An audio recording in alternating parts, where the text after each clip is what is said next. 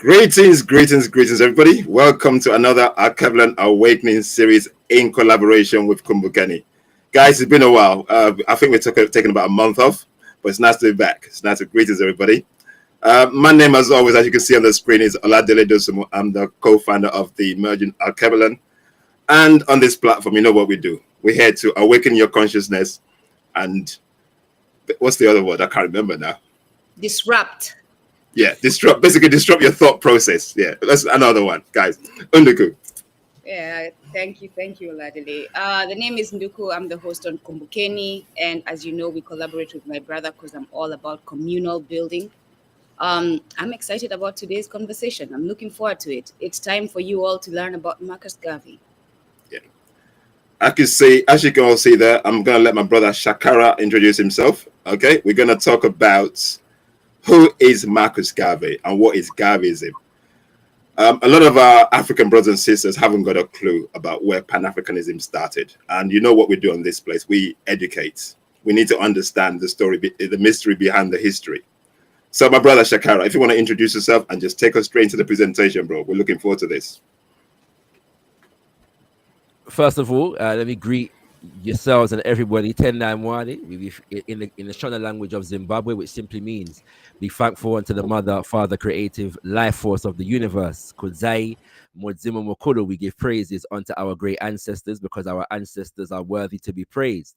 And in the Tree language, spoken mostly in Ghana, we recite the affirmation Abibi Tumi, Abibi Fahodie, African liberation and African power for all African people. It's an honor and a pleasure to be featuring on the Emerging Alkebulan and Kumbukeni because I am an avid follower and viewer of you all, and I've been appreciating your work, and I want you all to know that there are Africans who I know in our global African community who are watching you all. Sometimes I get somebody sending me a video like, do you know about these lot? And I'm like, yeah, I know about these lot. You know what I'm saying? So so I want you to know that your work is reaching our people worldwide. My name is Tafadzwa ShakaRa Bandaka, often just referred to as ShakaRa, which is one of my middle names. And I'm a born and raised member of the Alkebulan Revivalist movement, a Pan-African organization of which my father is a founding member. And so we are a liberation organization that is Pan-African, Black nationalist Pan-African in its inclination, and built upon a spiritual cultural foundation. And so it is our aim really to put the politics in the spirituality and the spirituality in the politics. I am also, as a result of that, a born and raised Garveyite, which gives me the qualification to speak on our subject today. And as such, I'm a member of two other organizations, which are the UNIA-ACL, more specifically the UNIA-ACL RC 2020, which is the organization of the most honorable Marcus Mosiah Garvey, and also the Black Star Action Network International. Shout out to our leadership over there in Sierra Leone. That's Chief Fode and Sister Kenya Malinke Mansare. We appreciate you all. And yeah, outside of that, I'm also the founder and director of a media institution called Kimbunga Media. If you are not subscribed to Kimbunga Media, subscribe to Kimbunga Media.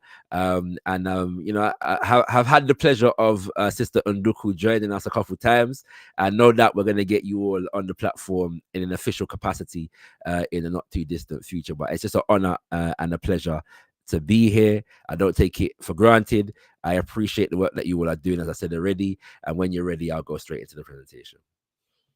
That feeling is mutual, absolutely mutual. We are one. Yeah, respect, my brother. Yes, all right, let's go. Okay, all right. So let me get into this. Bring it up when you're ready. So we're going to get into Garvey and Garveyism, and we're going to begin with an explanation of the man himself. Yeah, for those who are not, knowledgeable about the life of Papa Garvey, as we refer to him, and in the Alkebulan Revivalist movement, we consider Marcus Garvey in the realm of prophetic, that he was a supreme visionary in the realms of African liberation and inspired our people around the world with the vision of African liberation. So he is referred to as a prophet.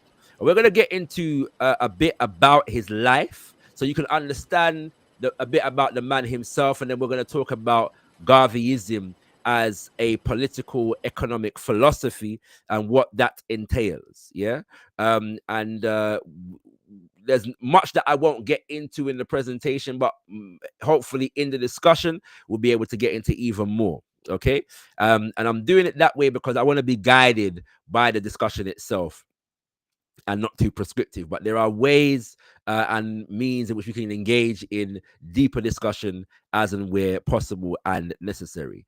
And so let's begin with the basics. Papa Garvey was born on the island, the beautiful island of Jamaica, an island from which my family also hails, at least on one side of my family. I'm born in the parish of St. Anne's, Jamaica. His parents are Mama Sarah Jane Garvey and Papa Marcus Garvey Sr. At age 14, Papa Garvey became an apprentice for his godfather, Mr. Alfred Burroughs' printing firm. And that's very important because it's important for us to recognize that Papa Garvey was a printer by trade.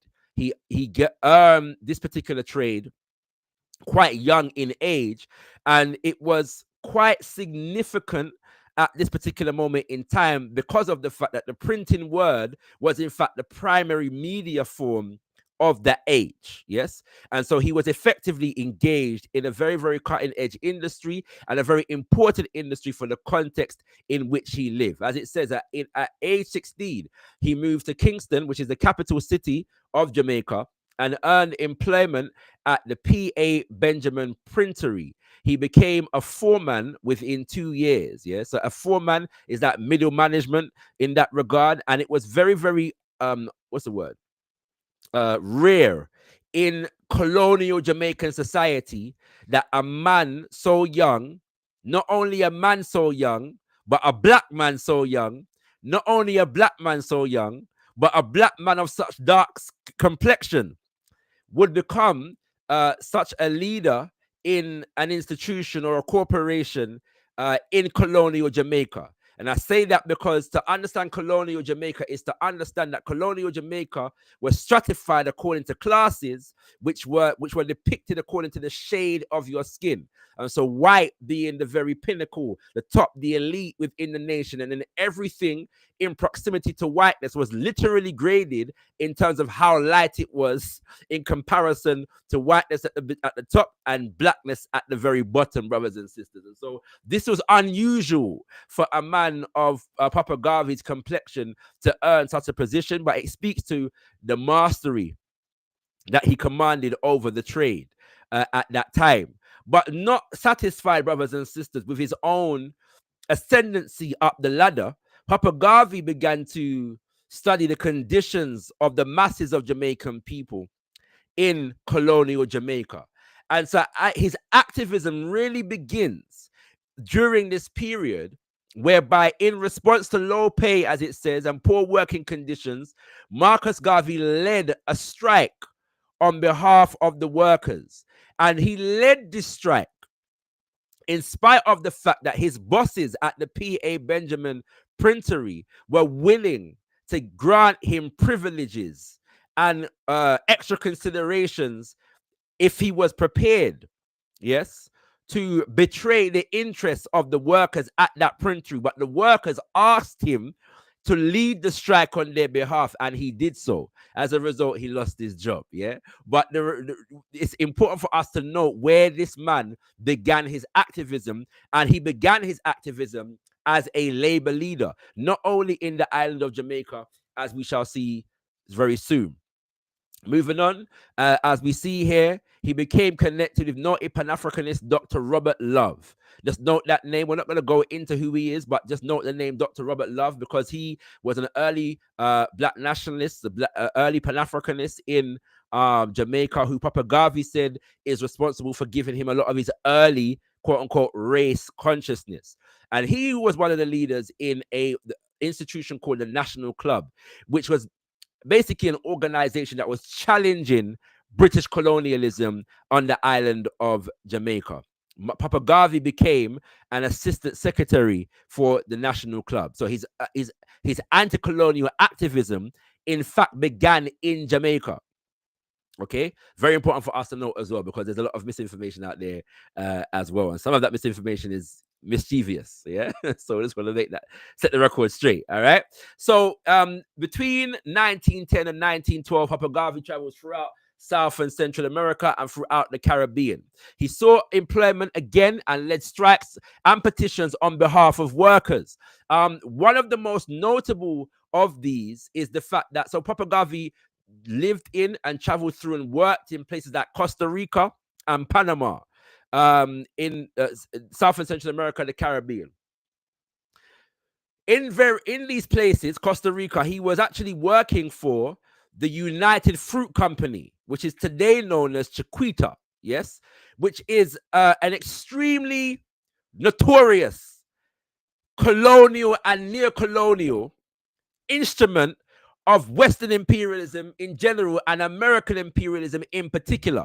And so he led workers' rights movements and strikes, and even started a newspaper in Costa Rica, and as a result was run out of the country by the colonial authorities in Costa Rica. Whilst in Panama, he was actually among those who worked on the Panama Canal, which is an American imperialist project, yeah, in Panama, that has become popular in recent months because Yah's president in the United States of America recently declared that he wishes to, quote unquote, take back, yes, the Panama Canal, brothers and sisters, on behalf of the United States of America. Well, Papa Garvey was working on that project for a period of time, and time doesn't allow to go into details, but the levels of exploitation that took place at the hands of these Europeans, yes, who were at the helm of this project, is again notorious. The numbers of Africans who were slain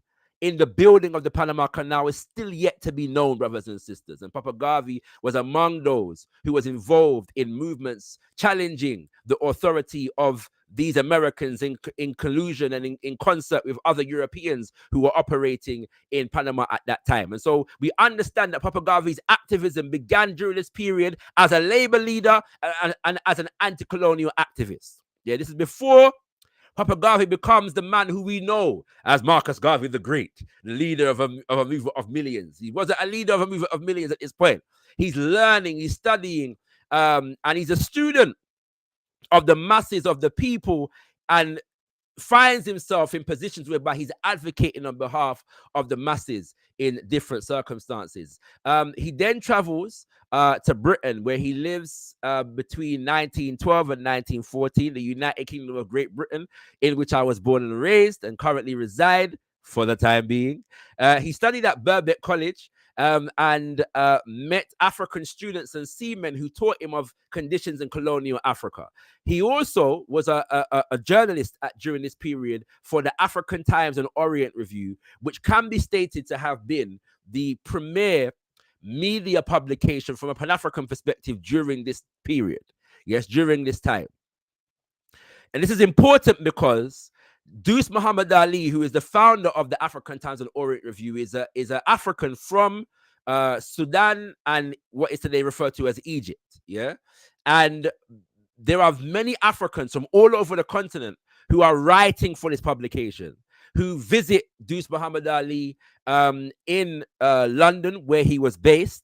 And so Papa Garvey is now interacting with Africans from all over the continent, either in person or in word, in correspondence, yes, through the writing and his study with the African Times and Orient Review. He's also learning about anti-colonial struggles throughout Asia, throughout South and Central America, throughout the conditions throughout what is referred to today as the Middle East, and so on and so forth. Yes, and so his education is developing at a very fast pace during his period in London as well. And so it was whilst he was on his way back to Jamaica in 1914 that, in his own words, he said, I started to take an interest in the politics of my country. And then I saw the injustices done to my race because it was black. I became dissatisfied on that account. I went traveling to South and Central America to find out if it was so elsewhere. And I found the same situation. I sailed for Europe and again found the same stumbling block. you are black. I should also have stated that when Papa Garvey was living in the UK, he took the time to travel through other places in Europe as well. I read of the conditions in Washington, D.C., and then my doom, if I may call it, of being a race leader dawned upon me in London after I had traveled through almost half of Europe. And so Papa Garvey studying the conditions of African people, and he realizes that there's a certain level of organizing that needs to be done among African people if we are going to withstand and overthrow the powers that have their foot, their boots on our neck at that particular moment in time. Papa Garvey is, in fact, one of the most well-traveled Africans during this period. Yes. And his travel is also buttressed, as I've said, by interactions with Africans from various different places that he hadn't even been able to travel. And then he says, I asked, after going through all of that, reasoning and studying and travel, I asked, where is the black man's government? Where is his king and his kingdom? Where is his president, his country, and his ambassador, his army, his navy, his men and women of big affairs? I could not find them. And then I declared, I will help make them. So it's very important for us to understand what Africans are facing at this particular moment in time. Yeah. In the United States of America, we're dealing with Jim Crow segregation. We're dealing with daily lynchings. We're dealing with violence against African people in America, the United States of America being a fact of daily life. In the Caribbean, we are dealing with colonialism. We're dealing with similar conditions, yes, in terms of economic suppression of the masses of the people in the Caribbean. In fact, one of Papa Garvey's uncles was involved in what is referred to as the Morant Bay Rebellion that was led by Paul Bogle in the 1860s in Jamaica. So we're dealing with a condition of repression in the Caribbean that kept African people in a state of abject poverty and was designed to do so, brothers and sisters. We are also on the African continent dealing with the absolute and complete colonization of the African continent following the Berlin Conference of 1884 and 1885.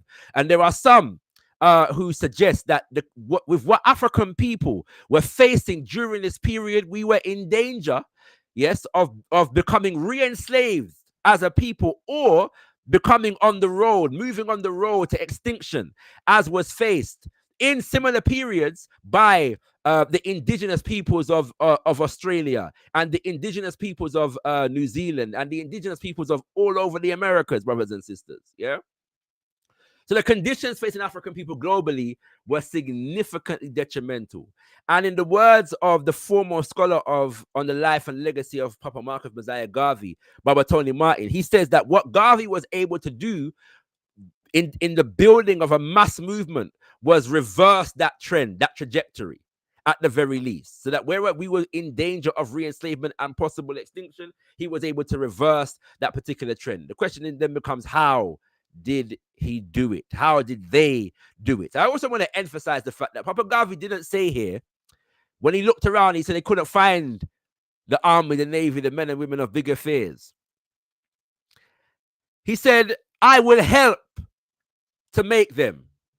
He didn't say me alone, me one, yeah, me the great Marcus Garvey, I'm going to do it by myself. That's not what he said. He said, I will help, yes, right, to create what it is I'm not seeing at this moment in time.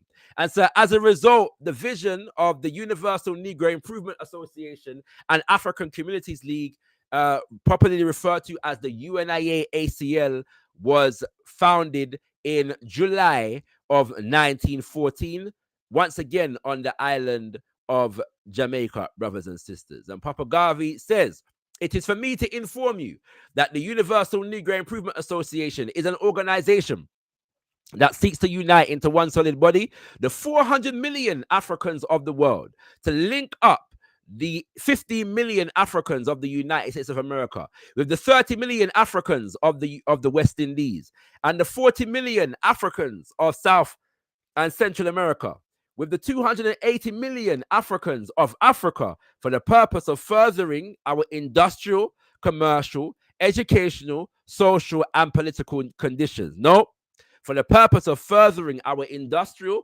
commercial, educational, social, and political conditions, brothers and sisters. You find this particular statement in an essay that Papa Garvey wrote called The Negro's Greatest Enemy, which is housed in the philosophies and opinions of Marcus Garvey, Volume 2.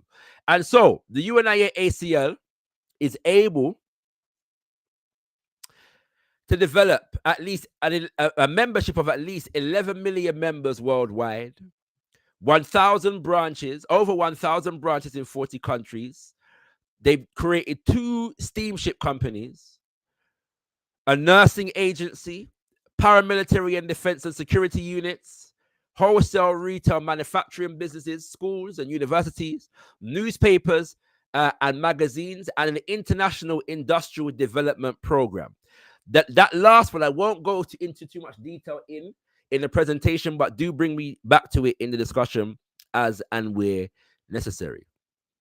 So very, very briefly, to look at the institution building program of the UNIA-ACL. I'm going to just zip through these.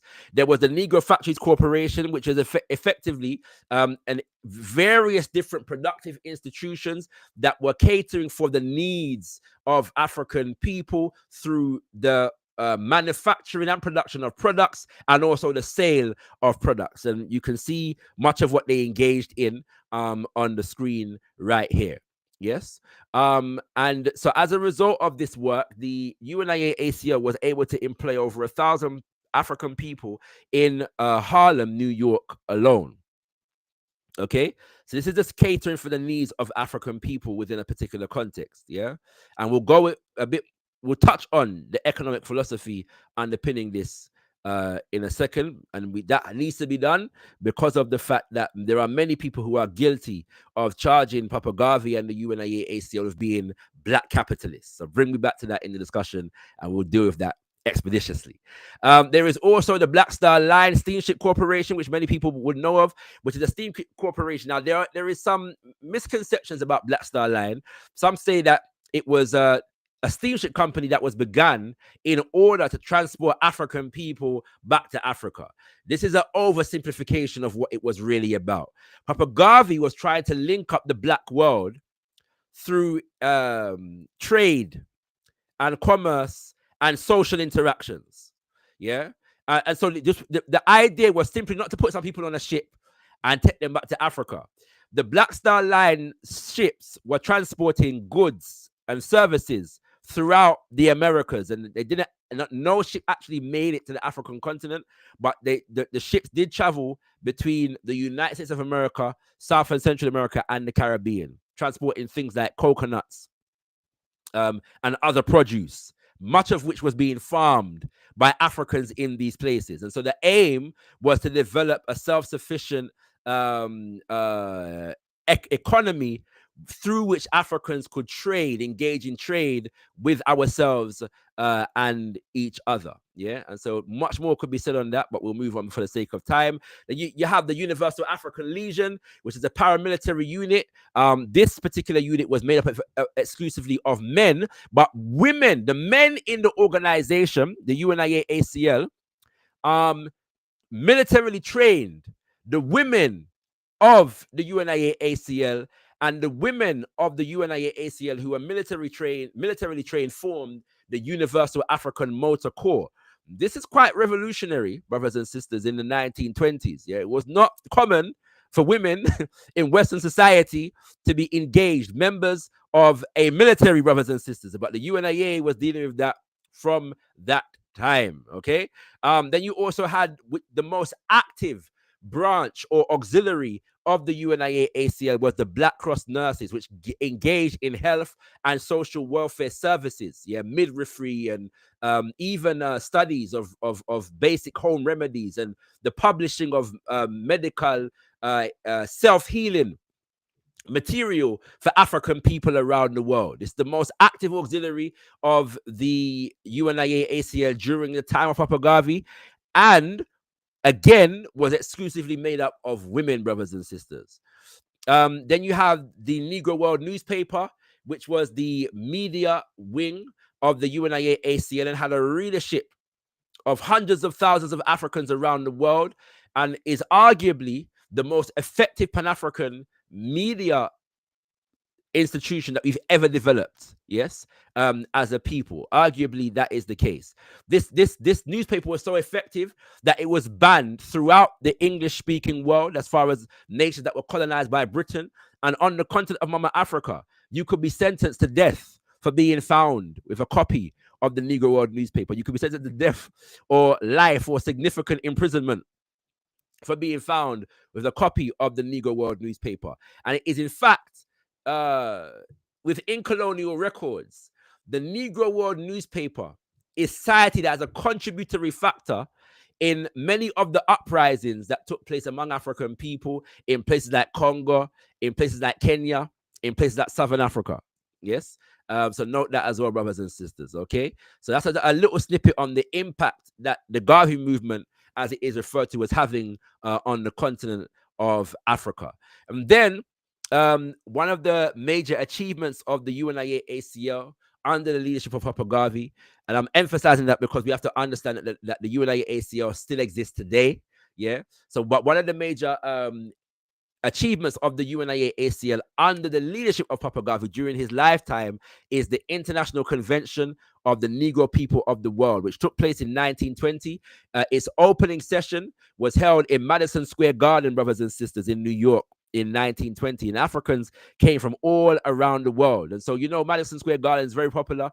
Yeah. If you're an artist in popular music now, one of the things that you want to do is sell out Madison Square Gardens. Yeah.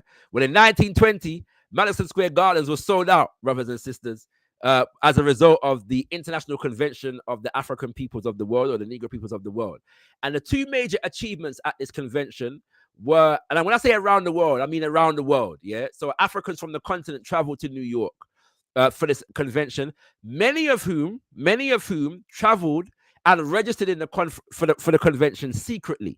Yes, and anonymously, because it was felt that the delegates from the continent, many of them had to be protected because of the fact that they would have to return, yes, to a colonized continent to continue this work. And so some of the sessions with the Africans from the continent were held secretly behind closed doors for the sake of doing two things, achieving two things. The first was publishing the Declaration of Rights of the Negro Peoples of the World. Yes. So this declaration charts all of the injustices that Africans were dealing with at that time. And then it lists a number of declarations, rights that we are declaring and owning before the world at that moment in time.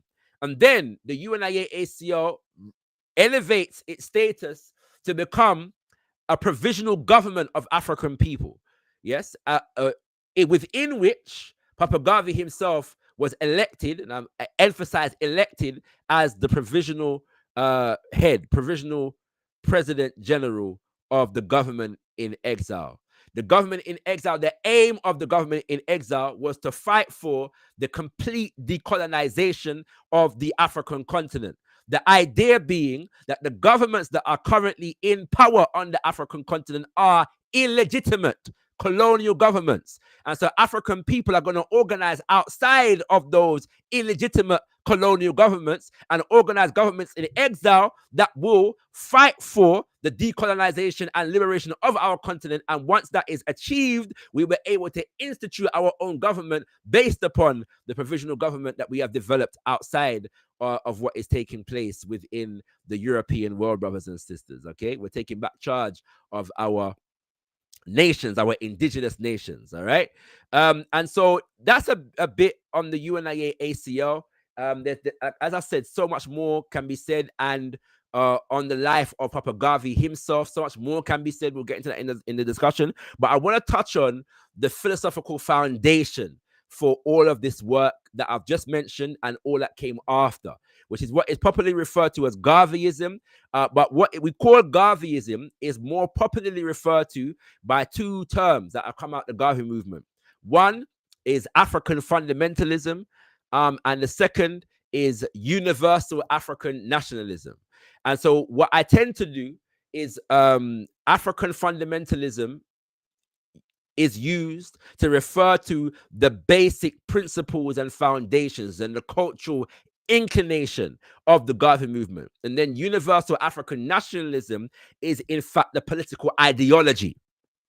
Yes, the political economy in the making that we refer to or is inspired by the life and legacy of Papa Garvey and those who organized within the movement that he led. All right.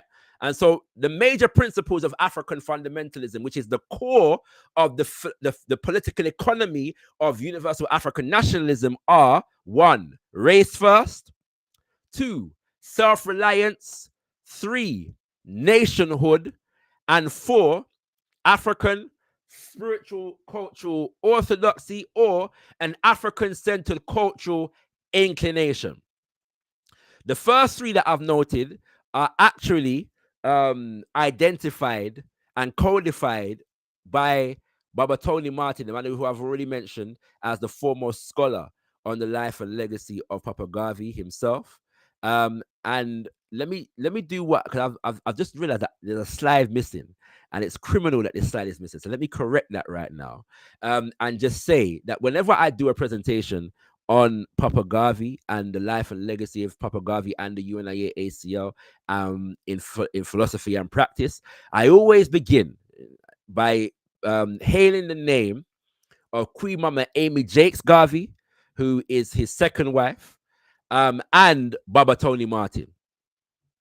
And the reason why I do so is because much of what we know about Papa Garvey and the UNIA-ACL, what we know is the result of the meticulous work of these 2 individuals. Babatoni Martin having inherited that work from Queen Mama Amy Jakes Garvey. Yes, and so I always begin by honoring them, because what I know as a student and a teacher of Garveyism is built upon that foundation. Yeah.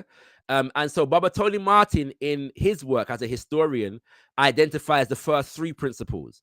But in the Alkebulan revivalist movement, because we're a spiritually and culturally inclined organization, and we recognize the emphasis on spirituality and culture within the Garvey movement, we with the permission, I might add, of Babatoni Martin, add African centered spiritual cultural inclination or orientation to these principles to make them 4. Okay, so let's break this down a bit further. What do we mean by race first? Papa Garvey says, in a world of wolves, one must go armed, and one of the most powerful defensive weapons within reach of African people is the practice of race first in all parts of the world. In other words, brothers and sisters, we as African people need to be principally and primarily concerned with our interests as African people. That's effectively what that means. But coming out of that, and my elders in the movement have entrusted me and encouraged me in this regard, in terms of codifying and updating and redeveloping and rearticulating universal African nationalism as a theory and a practice as a political economy.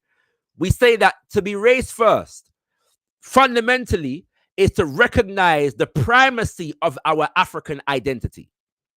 Yes, that we are primarily and fundamentally an African people. Wherever else we are, yes, we are primarily and fundamentally an African people. I am an African from Jamaica and Antigua.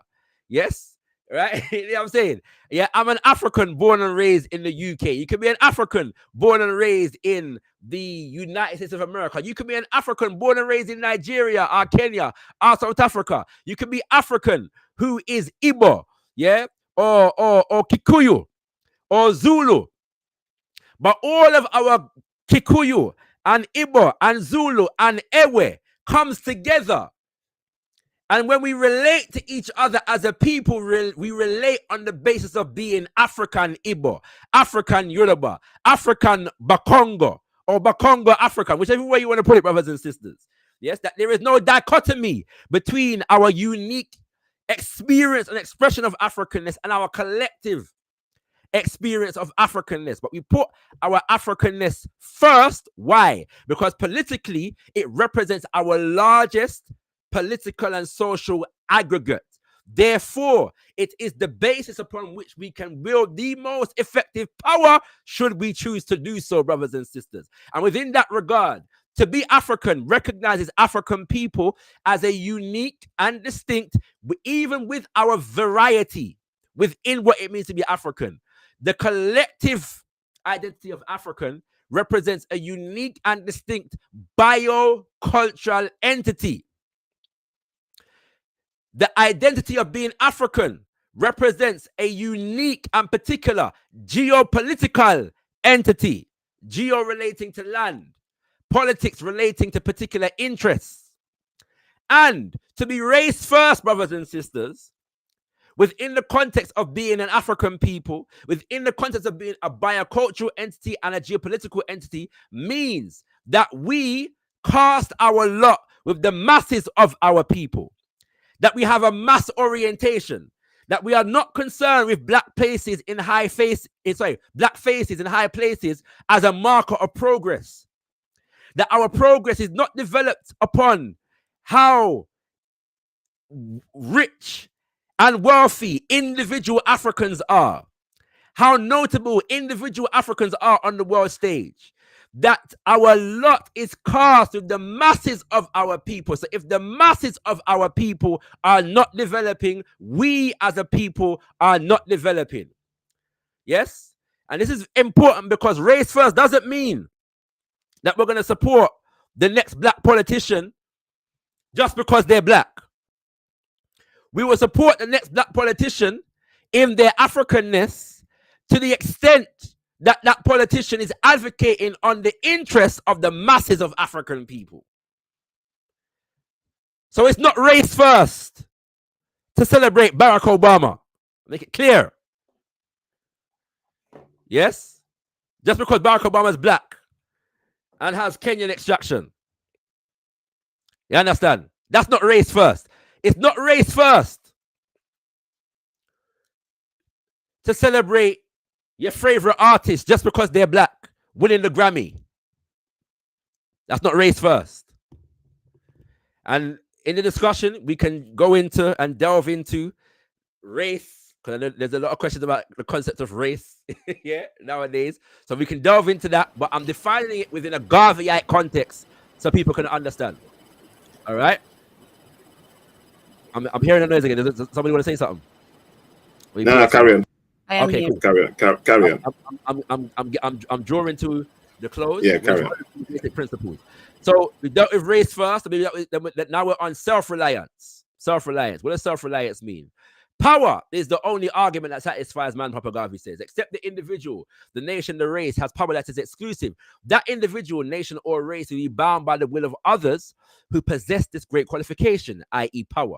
If we don't have our own power, we will be subject to the power of other people who wield power over and against us.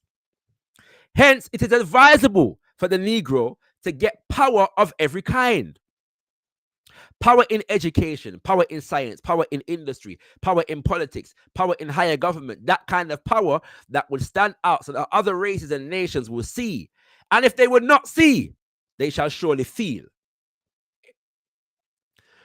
So this emphasizes the fact that the program of the UNIA-ACL is essentially an institution building program.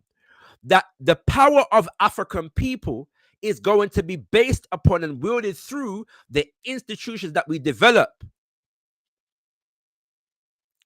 within and according to our own interests. That we have to organize ourselves to meet our own needs, essentially, brothers and sisters. Yes. And so that is now where we get into the institutions that were built by the UNIA-ACL. Black Cross Nurses, institution catering for the health and social welfare of the African masses.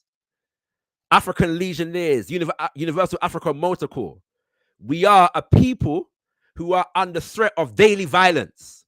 Therefore, we need to develop institutions to protect ourselves. We are a people who are, in fact, at war. War was declared on the African when the African was colonized. Therefore, we need to develop the institutions to kick the colonizers out of our land and our nations. That's a go on. Yes. What's the word? Universal Factories Cooperated.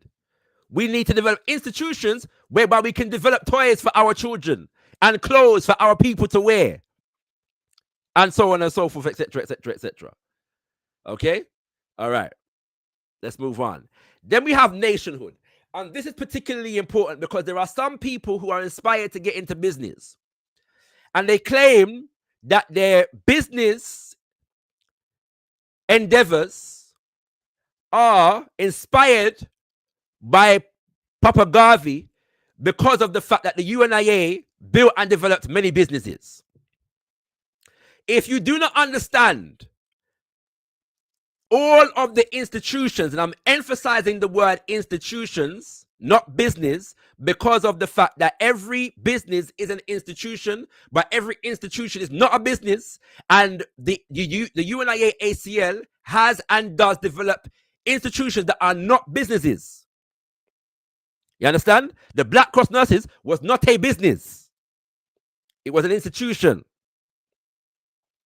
If you do not understand all of that within the context of nationhood, then you are not dealing with Garveyism. What do I mean by that? Garveyism is not, we have 10 Black-owned corporations that are considered Fortune 500. Garveyism is not, we have 100 Black-owned corporations that are doing very well on the American stock market or the London Stock Exchange. It's not Garveyism. If all of that is not leading towards the development of not just businesses, but an economic system that we own and control and that benefits the masses of African people, it is not Garveyism. So you're not a Garveyite because you have a business. You're not a Garveyite if you have a business and your business is doing well. You're not even a Garveyite if your business is doing well and you're serving Black people. Garveyism is when that business, where business is contributing to the development of an independent, self-sufficient economy within the context of African nationhood that is benefiting the masses, not just yourself as an individual businessman or woman. We can get into this more into the conversation. In the discussion. ShakaRa, I would love you to dig a bit deep into, you're talking about capitalism. How does that link up? Let's go there. Let's save that for the conversation. Yeah. Oh, right, okay. Yeah. Take notes, brother. Take notes. yeah. Okay. All right. But yeah, we'll go into that. All right, we'll go into that. But the astute among us will know how our brother's question, you know, it relates to what has just been said anyway. Yeah. All right. Let's save that for that. All right. So nationhood, Papa Garvey says, nationhood is the only means by which modern civilization can completely protect itself.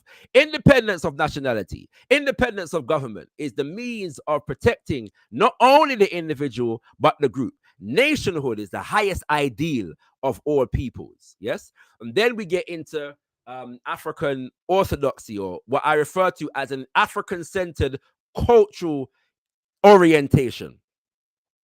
And this is arguably the most underappreciated principle within the Garvey legacy. Yes. And this gives us the well, as it says, cultural orientation for the institution building that we will engage in. Yes. Papa Garvey says it is necessary for the Negro to pay close attention to developing the appreciation for institutional life. It is incumbent upon him that he also have and control his own institutions based upon his own cultural and civilized idealisms. As for instance, he may have his own church, but it is not necessary for him to adopt the peculiar articles of faith of the churches of alien races. Yes, he goes on. He is not a Hebrew, therefore he would not adopt the Hebrew faith. He is not by origin a Roman Catholic nor an Anglican, because these faiths and religions were founded by white men with an idea of their own. In his religious philosophy, the African may safely adopt article of faith to link him to the Godhead of the Christian faith. God is God, the Creator is the Creator, and practice such as his particular religion. And so likewise with all other institutions. Now, it would be fair to say, brothers and sisters, that the more obvious elements of the development of this principle would not have taken place during the lifetime of Papa Garvey. This is something that was developed in more obvious ways post the lifetime of Papa Garvey himself. So we talk about now Africans discarding European names and reclaiming African names. That's a very obvious, some on the surface level manifestation of this particular command of Papa Garvey to develop our own institutions based upon our own culture and civilized idealisms. But the deeper level, brothers and sisters, of this command is not just the wearing of African garments, yes, which is important. The reclamation of African names, which is important. The appreciation for the cuisine of the African diaspora, which is important. All of the expression of our cultural mediums, yes, the dance, the music, all of which is important.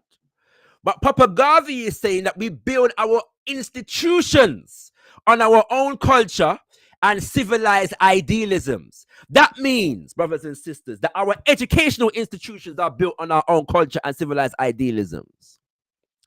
That means that our business institutions are built upon our own culture and civilized idealisms.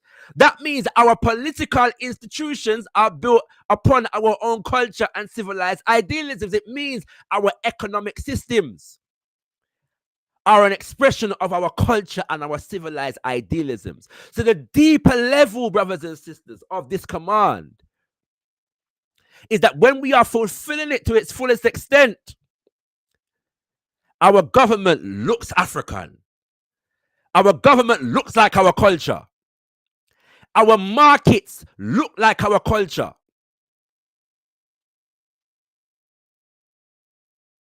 You understand?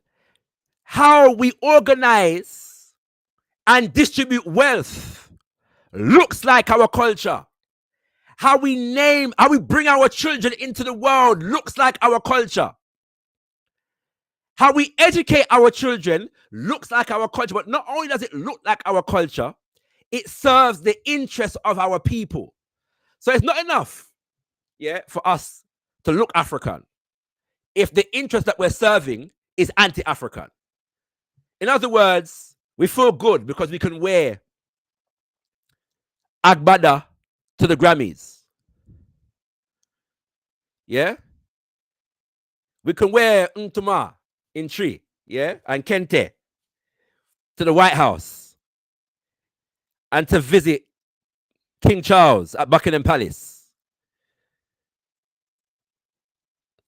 It's not enough for it to just look African. It has to be African in its core and serving the interests of the masses of African people at its core.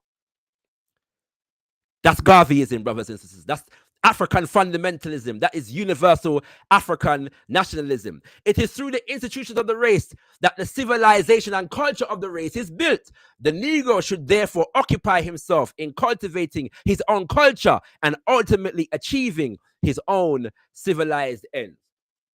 And to close, brothers and sisters, looking at the Pan-African connection. So Papa Garvey is really the inheritor and there are some Garveyites who argue that Papa Garvey was not a Pan-Africanist. We'll go into that debate in this discussion if it's still necessary. But he really is the inheritor of the Black nationalist and a Pan-Africanist tradition that was began before him, by notable lights like Anna Julia Cooper, by notable lights like Martin Delaney, Edward Wilmot Blyden, etc. Yes, and he takes all of this and crystallizes it into the dominant organizational framework of these ideas in our history. Yeah, the most successful mass movement that sets the template for how to organize a mass movement on Pan-African ideals. Okay, or on universal African nationalist ideals, on Black nationalist ideals.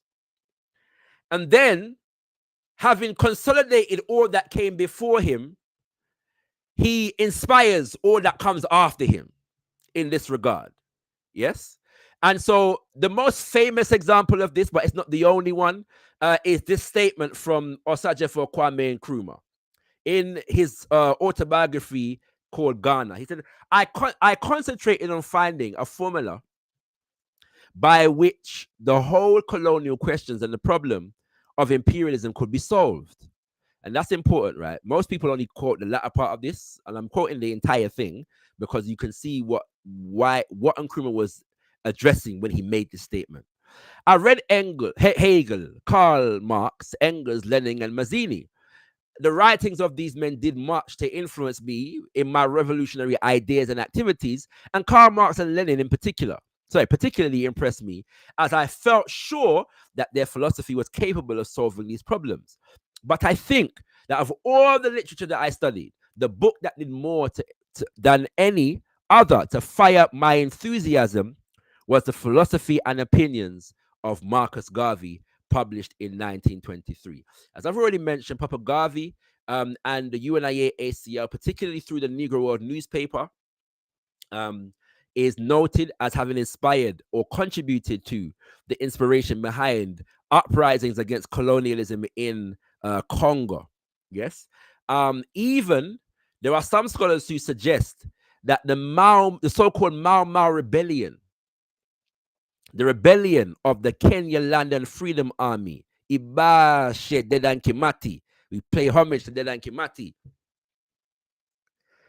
was at least in part inspired by the Garvey movement, particularly the decision to engage in armed warfare, in armed resistance against the British colonizer, was inspired by the Garvey movement and in general, and in particular, the teachings that came to Kenya through the Negro World newspaper. And there are other aspects I could go into in relation to that, but just suffice to say that there are many movements and leaders and so on and so forth that come up after the lifetime of Papa Garvey. Papa Garvey died in 1940, that attest to the fact that he and the Garvey movement were key in their development as Pan-African organizers, institutions, and even much of the leaders of the anti-colonial movement on the African continent call Garvey's name as a part of their inspiration. So I hope that I've been able to give a broad overview of the life of Papa Garvey and the political economic philosophy of universal African nationalism. Thank you very much. ShakaRa, thank you very, very much for that. And also the way you just captured up with the link to capitalism, to Pan-Africanism, sorry. I just love how you rounded that up. That basically explains a lot, because people have even wondered, what's the link between Marcus Garvey and Pan-Africanism? So now you explained it, that he's the catalyst that brought about the mindset revolution among other people. Yeah, thank you for that. I don't want to say the catalyst. Yeah. He was a catalyst and a central catalyst and an important one. But remember that Papa Garvey doesn't. He is a student of others, right? You know what I'm saying? Who are responsible for bringing about the theory, the ideas, and who are organizing in different ways prior to him, and he inherits that and maximizes it on a certain level. Yeah. So he's a catalyst, and I think we can give him credit for being the catalyst in some areas. So he's the catalyst in terms of the expression of a mass movement. Yes. Like nobody's done it like Papa Garvey before or since as a mass movement. He is the catalyst in terms of giving Pan-Africanism and Black nationalism its organizational form. Nobody organized like specific institutions in the way that he did. Yes, before. So like there were people that were organizing different institutions, but he was able to bring different institutions together in one movement, if that makes sense. So there are things that he's uniquely responsible for. And even to say he and those who he was organizing with. are responsible for. So yeah, and I hope that's clear. Yeah. Collective economics as well. That was Right. no one done that. So let's go into that, and that goes into brother Oladele's question in terms of capitalism. Yeah. The reason why Papa Garvey is referred to quite simply as a capitalist is because he had battles with the communist movement of his time. Yes, and I'm actually in the process. Well, I've been in the process for years of doing some work specifically on this subject. On was Marcus Garvey a capitalist? So you're gonna have to wait a little bit for the full presentation, right? For the full work, yeah. But suffice to say that Papa Garvey admired communist Russia. Now, bear in mind that communism during his time, and to a significant degree today, was defined almost exclusively by communist Russia.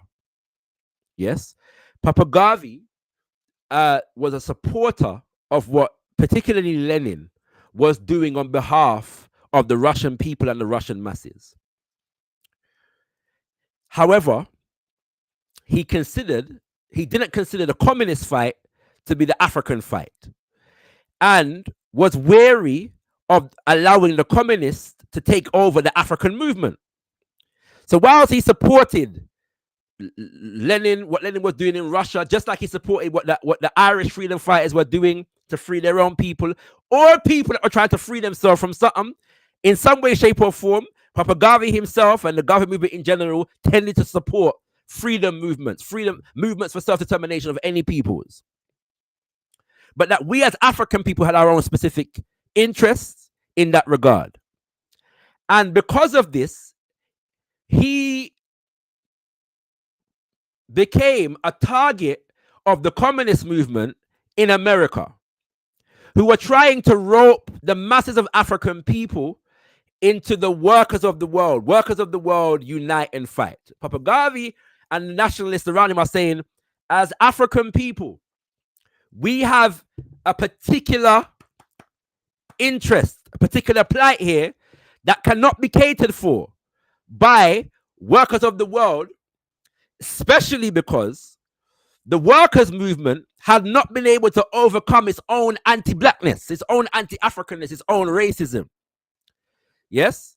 And so it would be a folly for us, in the words of Papa Garvey, to subdue ourselves under the masses of the white working class who have not been able to overcome their animus towards us. Race first. Yeah, right. There's another justification for race first, right? So a lot of the narrative, because the Marxism and socialism and communism has quite a stranglehold in terms of how history, the intellectual world, the intellectual realm, university, and so on and so forth. Because of that, and because a significant amount of the Pan-African movement, let's be real, went down the socialist route. Yeah. A lot of the appreciations of Papa Garvey have come through that lens, if that makes sense. Right. So Papa Garvey has been labeled a black capitalist or a capitalist in that regard. But when you look at the praxis of the movement itself, i.e., extracting the theory from how the movement operated itself economically, you will see and understand quite clearly that the economics underpinning Garveyism during the time of Papa Garvey till now is collectivist in nature. In other words,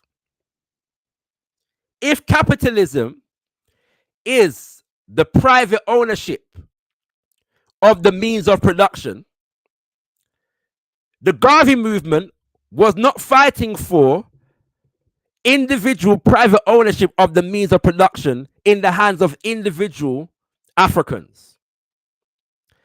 This was not a goal, yeah? Anywhere in the Garvey movement, there was no elite class in the Garvey movement that anybody can. No, I've asked this question. Nobody can identify for me where the elite corporate class in the UNIA-ACL was developing. You understand? Yeah. And so all wealth, all institutions within the framework of Garveyism were designed to benefit the masses of African people. Does that mean, maybe I shouldn't go into this because we're going deep into things, but I should say it doesn't necessarily. Go for it. Does that mean the complete abolishment of what is referred to as private property? Yeah. The answer is possibly not. But I don't know anywhere in the world that under communism that was achieved either, right? And we don't call Lenin a capitalist, right? You know what I'm saying? Yeah. And then now we would have to get into the distinction between what is called personal property and what is called private property, even within a Marxist framework. But the point is, regardless of the extent to which people could own this, that, and the what next, the wealth of African people within the Garvey movement was to be owned and controlled and benefiting the masses of African people. And I can articulate that in so many words, brothers and sisters, from the mouth of Papa Garvey himself. But just to add to what you said, ShakaRa, Mm-hmm. in African culture, as far as I can remember, and from what I have read, there's no such thing as private property. Because even the individual, it's you, your wife, your children, the community. When I go back home, to this day, I'm known of being a member of such and such a clan. When I say my name, I'm known of being a member of such and such a clan. And when you settled for you and your community and your generations to come. So private ownership of property is not something that is innate to who we are as a people, as one Ubuntu. Yeah. And I don't understand why. And first of all, I hate that people say Nkrumah is a Marxist, because he's not. And I'm glad that today you showed proof that he's not, in his own words. He may have read Marxism, and it's important for all of us to read these white people's philosophies and writings so that we can understand who they are, because they are our enemy. We need to understand how they move. So that's what he did. But once he read that and compared it to Garvey's, he says himself in his own words that was superior to what he had read before. So besides the point, let's put that there. I'm glad you did that. Thank you. Check. I do want to say, because I don't want to be accused of misleading people. But Nkrumah did critique Garvey, yeah, in some aspects, right? And some of his critiques did come, I would argue, from a socialist or Marxist lens. He self-defined more as a socialist than a Marxist. Let's be clear about that. And I think that we need to be contextual when we have these conversations about our movements. That Marxism provided a critique of capitalism for many African people, and an understanding of the economic system that under which we were colonized and oppressed. Yeah, that the British and the French and the Belgians and the Portuguese and so on, they were not coming under a socialist or communist banner when they came to colonize. It was capitalism that they were dealing with, right? And so because Marx's work, more than it is actually a definition or an affirmation of what socialism or communism is, his work is mostly a critique of capitalism from within the capitalist framework. Yeah, and as Baba Amos Wilson said, there's usage for that. There's usefulness. Yeah, within that context. All right. The issue is when we allow our paradigm to be defined by it, completely defined by it. Yeah. And this is necessary to note because there are some who are favorable to Garvey and try to embrace Papa Garvey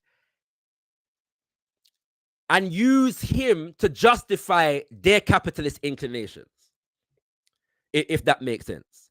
And I'm very, very wary of that. Yeah, I'm very, very wary of that as a Garveyite. As much as I've said that a lot of the history was defined by the lens through which white socialists in particular were seeing Garvey himself, there is just as much, and if not more, danger based upon the world as we know it, in people trying to commandeer the legacy and the work of Garvey and the UNIA-ACL in a way that will justify the current capitalist political economy that currently governs the global world order, if that makes sense. And unfortunately, I find that not enough of us as African-centered folk who are critical of and wary of socialist, communist takeover of our movement, we don't seem to be as vigilant about the attempted and very real, and I would argue far more prevalent, capitalist takeover of our movement. Yeah. No, we actually, myself and my brother here, have been talking about the encounters we've had in the last 2 weeks where we keep having seemingly revolutionary brothers and sisters drop. Capitalism is always at the center of it. And this is a huge problem. Even in Kenya, as I was engaging with my fellow Kenyans in the rejection of the current government, and which is going to take me to my question, I said to them, we must say goodbye to capitalism. And I have one who responded, but I like my shoes, right? Because shoes never existed until capitalism. Imagine that, right? Like that was a response that was given to me, of all people, and that person expected me to give grace. So thank you for that explanation. The other thing I'll say too about the leaders before I ask my question is, and I talked about this yesterday. There's a brother who had invited me for a session. He's a brother in Nigerian. For those of you who follow me, you'll see it on my posts. Just go watch that. But these misleaders, right? In Nkrumah's case, leader, Marcus Garvey's case, leader. These leaders were miseducated in a Western system of education. So they have that white culture in them that absolutely. They're also struggling with. So what we are doing is learning about them, taking a look at what we've learned, and being very intentional about seeing what is Western about them, because we understand Western culture has done us no good, right? Absolutely. Taking that and putting it to the side, essentially using a sieve, taking what is best for us to move going to uphold well-being, and putting aside what is not, learning from their mistakes. So with Nkrumah, learning that we should not base our movement on socialism or Marxism. Why? Because it shows you what mistakes Nkrumah made based on that, right? So that's my advice to us all, and I'm glad you addressed that and provided clarification. My question: why does Garvey refer to the African nations as illegitimate? Break it down, please. We're dealing with, as I said, the Berlin. I think they are to this day. So break it down, please. Brother. Oh no, yeah, they are. No, this is a beautiful question. This is a very, very beautiful question. Yeah. So Garveyism again is not just having black heads of government, right? This is very important. If the governments are not serving the interests of the masses of the people, this is outside of the realms of Garveyism. Okay. The governments of Garvey's time were illegitimate because they were front-facing, out-and-out colonial governments. So the question then becomes, would Papa Garvey, and within the framework of Garveyism, do the governments that we currently have in majority black nations, would they be considered for the most part acceptable within the framework of universal African nationalism? This is a good question, yeah? Because it's race first, right? You know what I'm saying? It's race first, yeah? So, Tinubu is black, yeah? Ramaphosa, yeah? And Ruto, they're African, you know what I'm saying? They're not only African, they speak African languages. Yes, sure. Right? You know what I'm saying? And eat African food, and, well, very rarely. I mean, Tinubu, he'll throw an agbada here and there. You know what I'm saying? Yeah, I don't think I've ever seen Ramaphosa or Ruto in anything but a suit. You know what I'm saying? Right? But would this be considered within the thing? Now, and there's an interesting so when I spoke about the industrial development program of the UNIA-ACL. I said I'll go into the discussion. This is specifically referring to a program that the UNIA-ACL was developing to move its headquarters from New York to Liberia. Yes. And during this process, they were developing an industrial development program so that they could go to Liberia and build among the people. It's popularly said that the UNIA-ACL bought land through negotiation with the Liberian government during that time. That was under the leadership of President King. But I interviewed a sister whose name is gone out of my head, from Liberia a couple of years ago. And she said actually the UNIA-ACL for the most part was granted the land through conversation and camaraderie with indigenous leaders on the ground in Liberia. Yes, so that we're not talking about the government now. We're talking about the indigenous leadership. Yeah, what they would commonly refer to as the chiefs. Okay, this is going to be a long answer to your questions this year, but it will be a thorough one. All right. Okay. All right. They were going to engage in an agricultural and industrial development program and transport a couple over 1,000, I can't remember exactly, but families to Liberia to work among the people in Liberia. What happened was the neighboring colonial empires, Britain and France in particular, were very, very wary of a UNIA power base on the African continent and started to put pressure on the Liberian government and because the Liberian government was effectively a satellite of the American government, if you understand the history of Liberia, those same colonial powers were able to exert pressure on the American government, to exert pressure on the Liberian government to ensure that the UNIA-ACL's program was going to be attacked. What eventually happened in 1924, the UNIA-ACL sent a delegation of agricultural and industrial experts and engineers to Liberia with an estimated $50,000 worth of agricultural and industrial equipment to Liberia to begin this program. When they landed, the delegation was not allowed to disembark the ship. The goods that they had brought with them were seized. The land that had been apportioned to the UNIA-ACL was sold to the Firestone Rubber Company. For pennies on the acre. Yeah? Pennies. They were effectively given the land. Almost free. Millions of acres. Right. So land that was apportioned for the UNIA-ACL was taken from them and given to the Firestone Rubber Company that still owns land in Liberia today and went on to effectively enslave the people of Liberia from that time, 1924, up until now. 99-year lease, and they renewed the lease last year. Okay?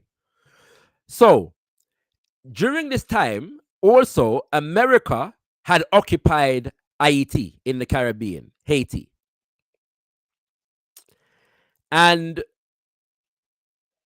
in delegation in 1924, the UNIA-ACL wrote a letter, I believe it was to the Haitian government, warning against offering concessions, that means privileges, to American corporations in Haiti.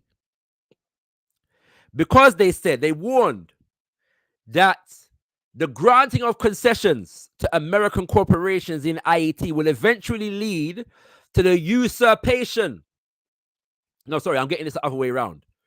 They wrote a letter to the Liberian government using Haiti as the example, saying don't allow these Western corporations to come into your land, because the allowance of these Western corporations is going to result in the usurpation of the government, as was done in Haiti when white capitalist institutions went into the country under the guise of assisting the people. Right. The UNIA-ACL wrote that letter in its convention in 1924. Osagyefo Kwame Nkrumah said that the essence of neocolonialism is that the nation state has all of the trappings of international sovereignty, but in reality, it's economic policy. Sorry, yes, it's economic policy, and therefore its political trajectory is governed from outside. Kwame Nkrumah said that in 1965. That's in Neocolonialism, The Last Age of Imperialism. The UNIA-ACL was identifying neocolonialism in 1924. You understand? So that is the idea that you've got a government in blackface. Liberia had a government in blackface. Haiti had a government in blackface. Yes? But when with the influx of Western corporations, we started to see the capture of the state. And the state is now working in the interest of the corporations. So I say all that to say, brothers and sisters, that in Kenya, when William Ruto attempts to institute a finance bill that is based upon the dictates of the International Monetary Fund, and when the people rise up and say, no, we don't want this IMF business round here, you command your police to shoot protesters in the leg, that is neocolonialism. That is white power in blackface in Kenya, brothers and sisters. When the people of Mali and Burkina Faso and Niger rise up and say, we don't want no French neocolonizer around here anymore. We don't want no French CFA franc. We don't want no French corporation. We don't want nothing French. Yes. In our nation. And the Economic Community of West Africa, ECOWAS, rise up, and Tinubu, president in Nigeria, announces that he is going to invade. Yes. Lead the ECOWAS invasion into Nigeria. That is white power in blackface. You understand? And the essence of Garveyism is that we must be in control of our own institutions, and that our own institutions must serve the interests of the masses of our people.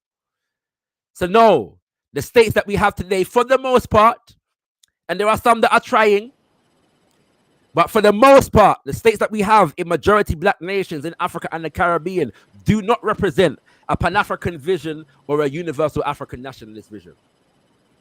But they're also, quickly, Oladile, but they're also illegitimate based on returning to who we are and based on being founded on Afrocentrism. They're not African, right? Absolutely, 100%. It's important that you explain that because, and especially for my Kenyan brothers and sisters, I need you to understand that you cannot talk about, oh, we're going to organize to have the next leader within that system. You cannot. Because it's going to be the same thing repeatedly. You're either going to be killed or you will have to align with what the demands of those who are controlling the systems present to you.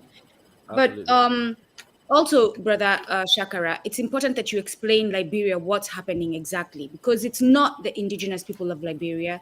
It's those who are brought from here, who go there with a Western mind, with a white mind. The United States claims to have established Liberia in 1822, despite the fact that there were people existing there that had already established that entity or settlement or existence. I'll call it that.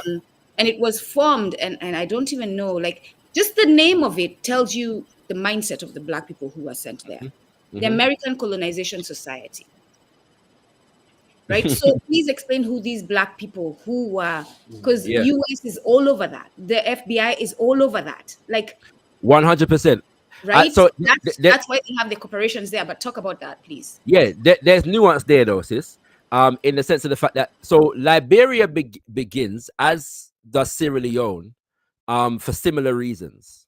Yeah, you got Africans who are fighting against slavery in the Americas. Some of those Africans have a nationhood mentality.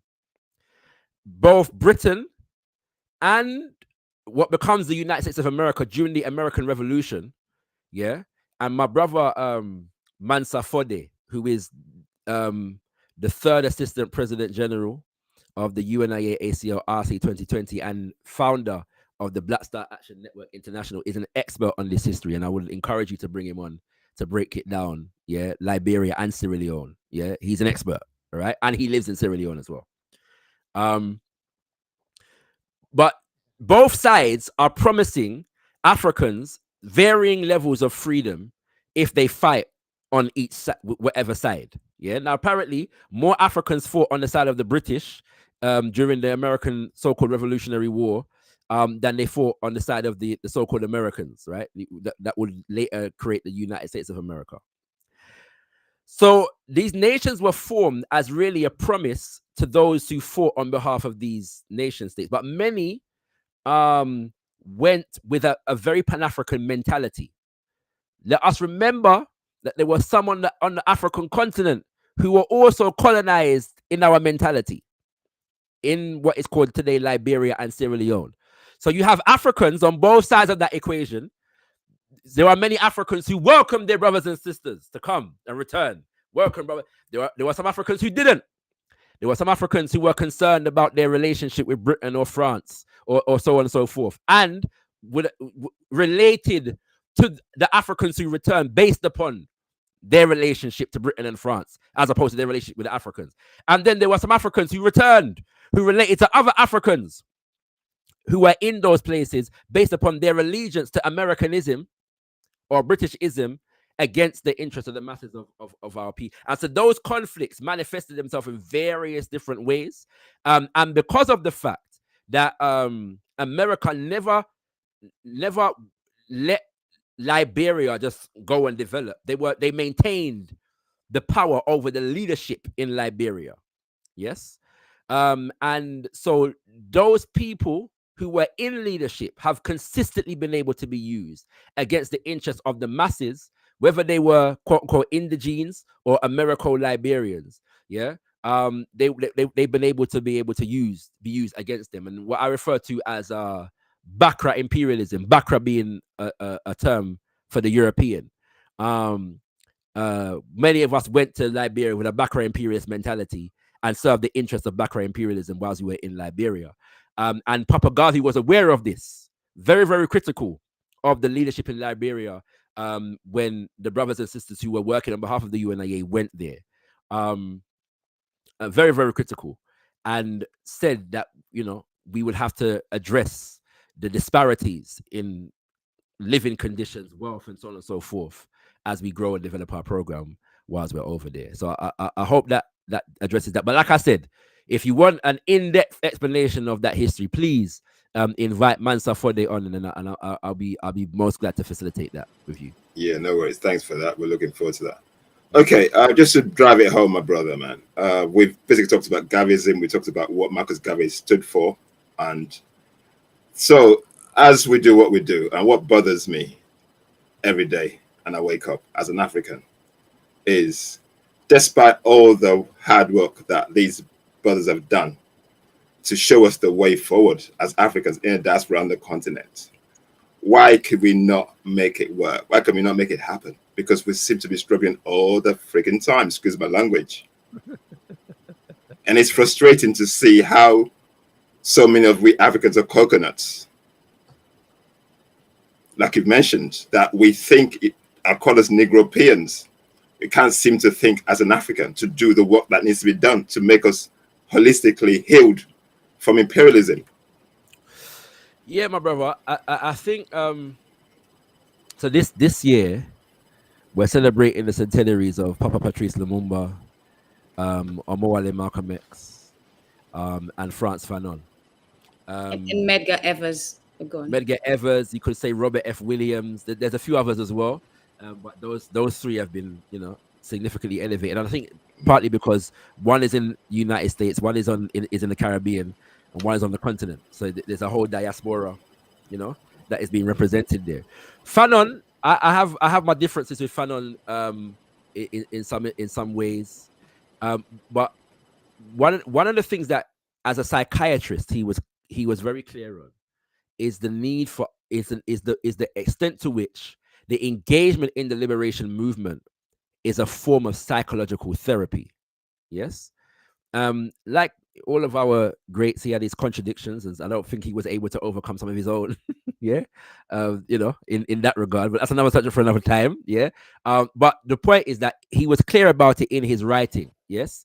And the fact is that psychological element is one that we need to pay more attention to. Yeah. And Garvey, many people say he was a master psychologist. So one said that he was able to sell the African to ourselves. Yeah. You know, it's like we were not used to seeing ourselves in such magnificence and such grandeur, and considering ourselves as the most elevated of all things. Yeah. And he was able to inspire us with that vision, even though when we looked around ourselves, no evidence of it yeah, appeared to exist. And I think that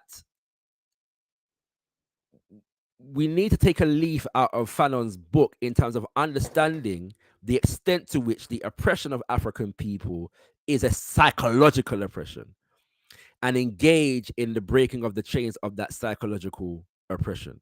One of, not the only, but one of the ways I think this needs to be done is through the thinking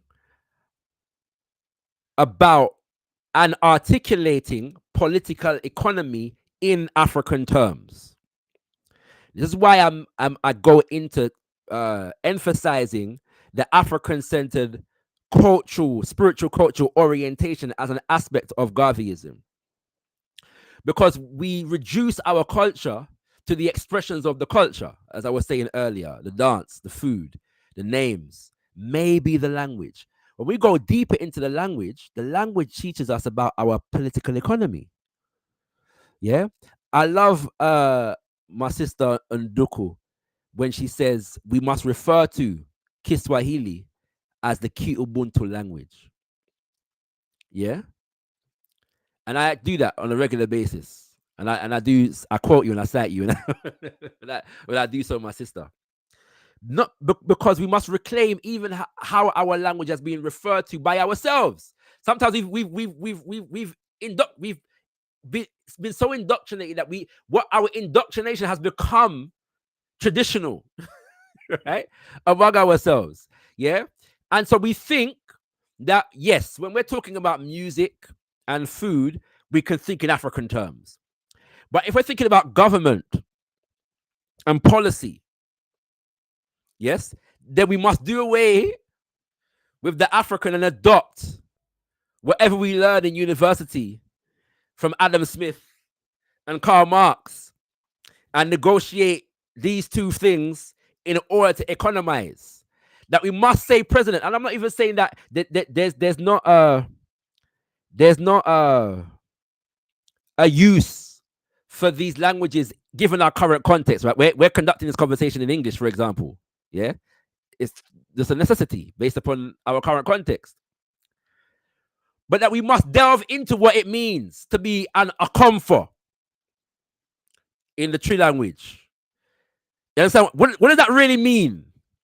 What social responsibility, what political responsibility, what economic responsibility did that give you to your people in our indigenous social order? What does it mean to be Oba? Yoruba. What does it mean to be Bako? Ewe. What does it mean to be Nganga? Bakongo. In the indigenous systems. Because it meant something. It meant something that has been superseded and usurped by the colonial and the neocolonial agenda. So building our own culture along our own, building our institutions along our own cultural and civilized idealisms helps us to add and restore prestige to our culture intellectually, that we can think in socio-political and economic terms within African paradigms. And that does so much to undo a whole heap of colonial conditioning, brothers and sisters. So there's a work that our generation, I would say, has to do in terms of the intellectual rigor that we apply to our own systems on the political and the economic realm. And that doesn't mean that we're not going to see some things that we think we need to correct. Yeah? Our ancestors are beautiful, worthy to be praised, but like they weren't perfect, right? You understand what I'm saying? We don't have to live in any illusion. Yeah? Some things that we have that are traditional were actually responses or introduced to us through colonialism, and some things weren't. And we're going to have to find some things that we're going to correct.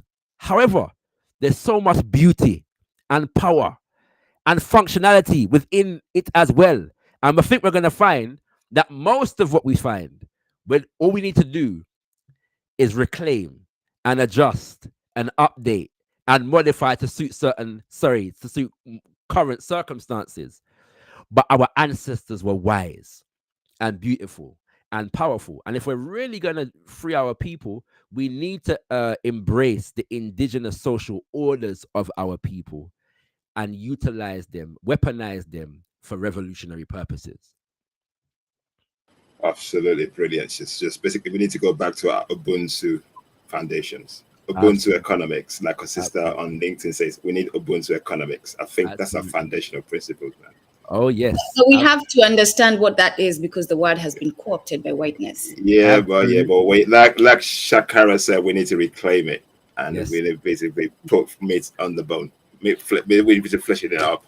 Oladele, I know it's already 1.5 hours, but I have 2 questions that we're not going to let Brother ShakaRa go before we ask. And I've got some questions down there, about 3 questions from the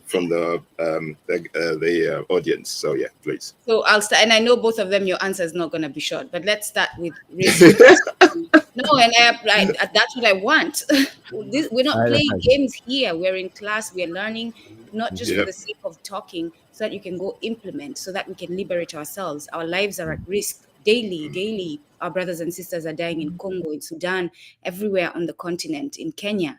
So this is not a game. This is not about clicks. This is not about subscriptions. This is serious business. This is life. Absolutely. So explain race fast, so that these people who are colonial mentality people can understand what exactly, because you have NBAs, you have ADOSs, you have all kinds of nonsense coming up from, and it's all white funded, and they won't tell us this, but it is white funded and white inspired. It is all based on the false notion of white supremacy. Absolutely. So please explain what race fast means. There's a great scholar, now ancestor, by the name of Asa Hilliard. I'm sure you would have come across him, Sister Nduku, your studies in America, yeah? And you yourself as well, Robert Oladele.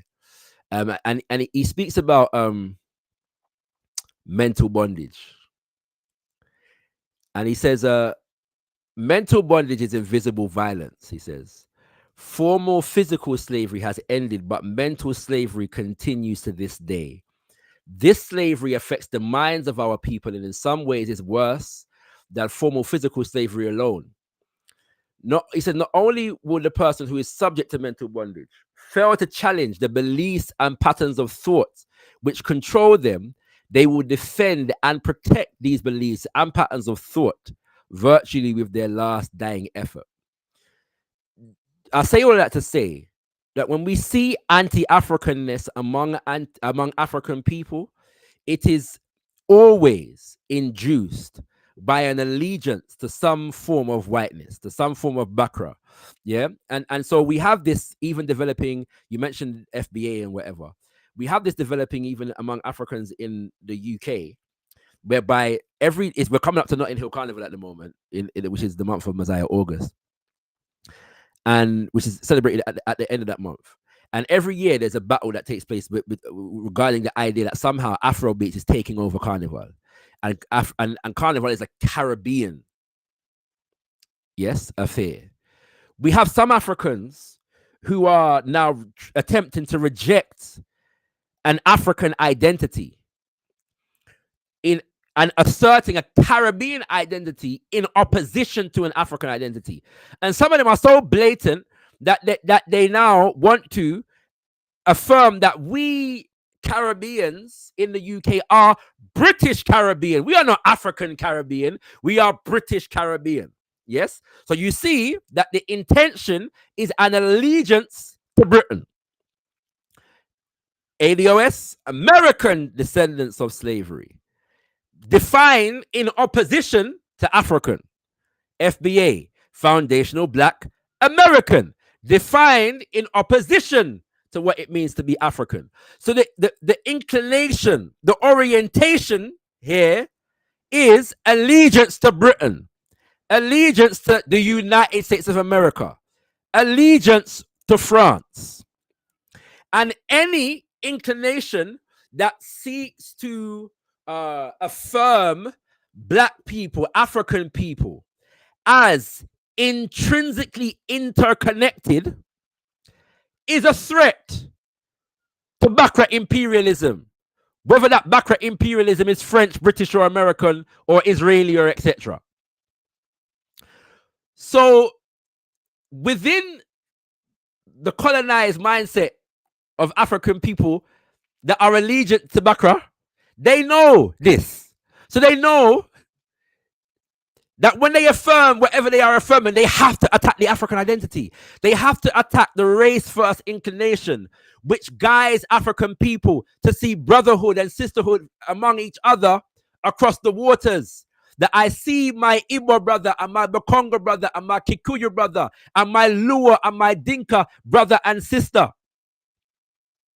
And I immediately, my initial inclination is to see my brother and my sister. Not a stranger, yes, but a brother and a sister, because they understand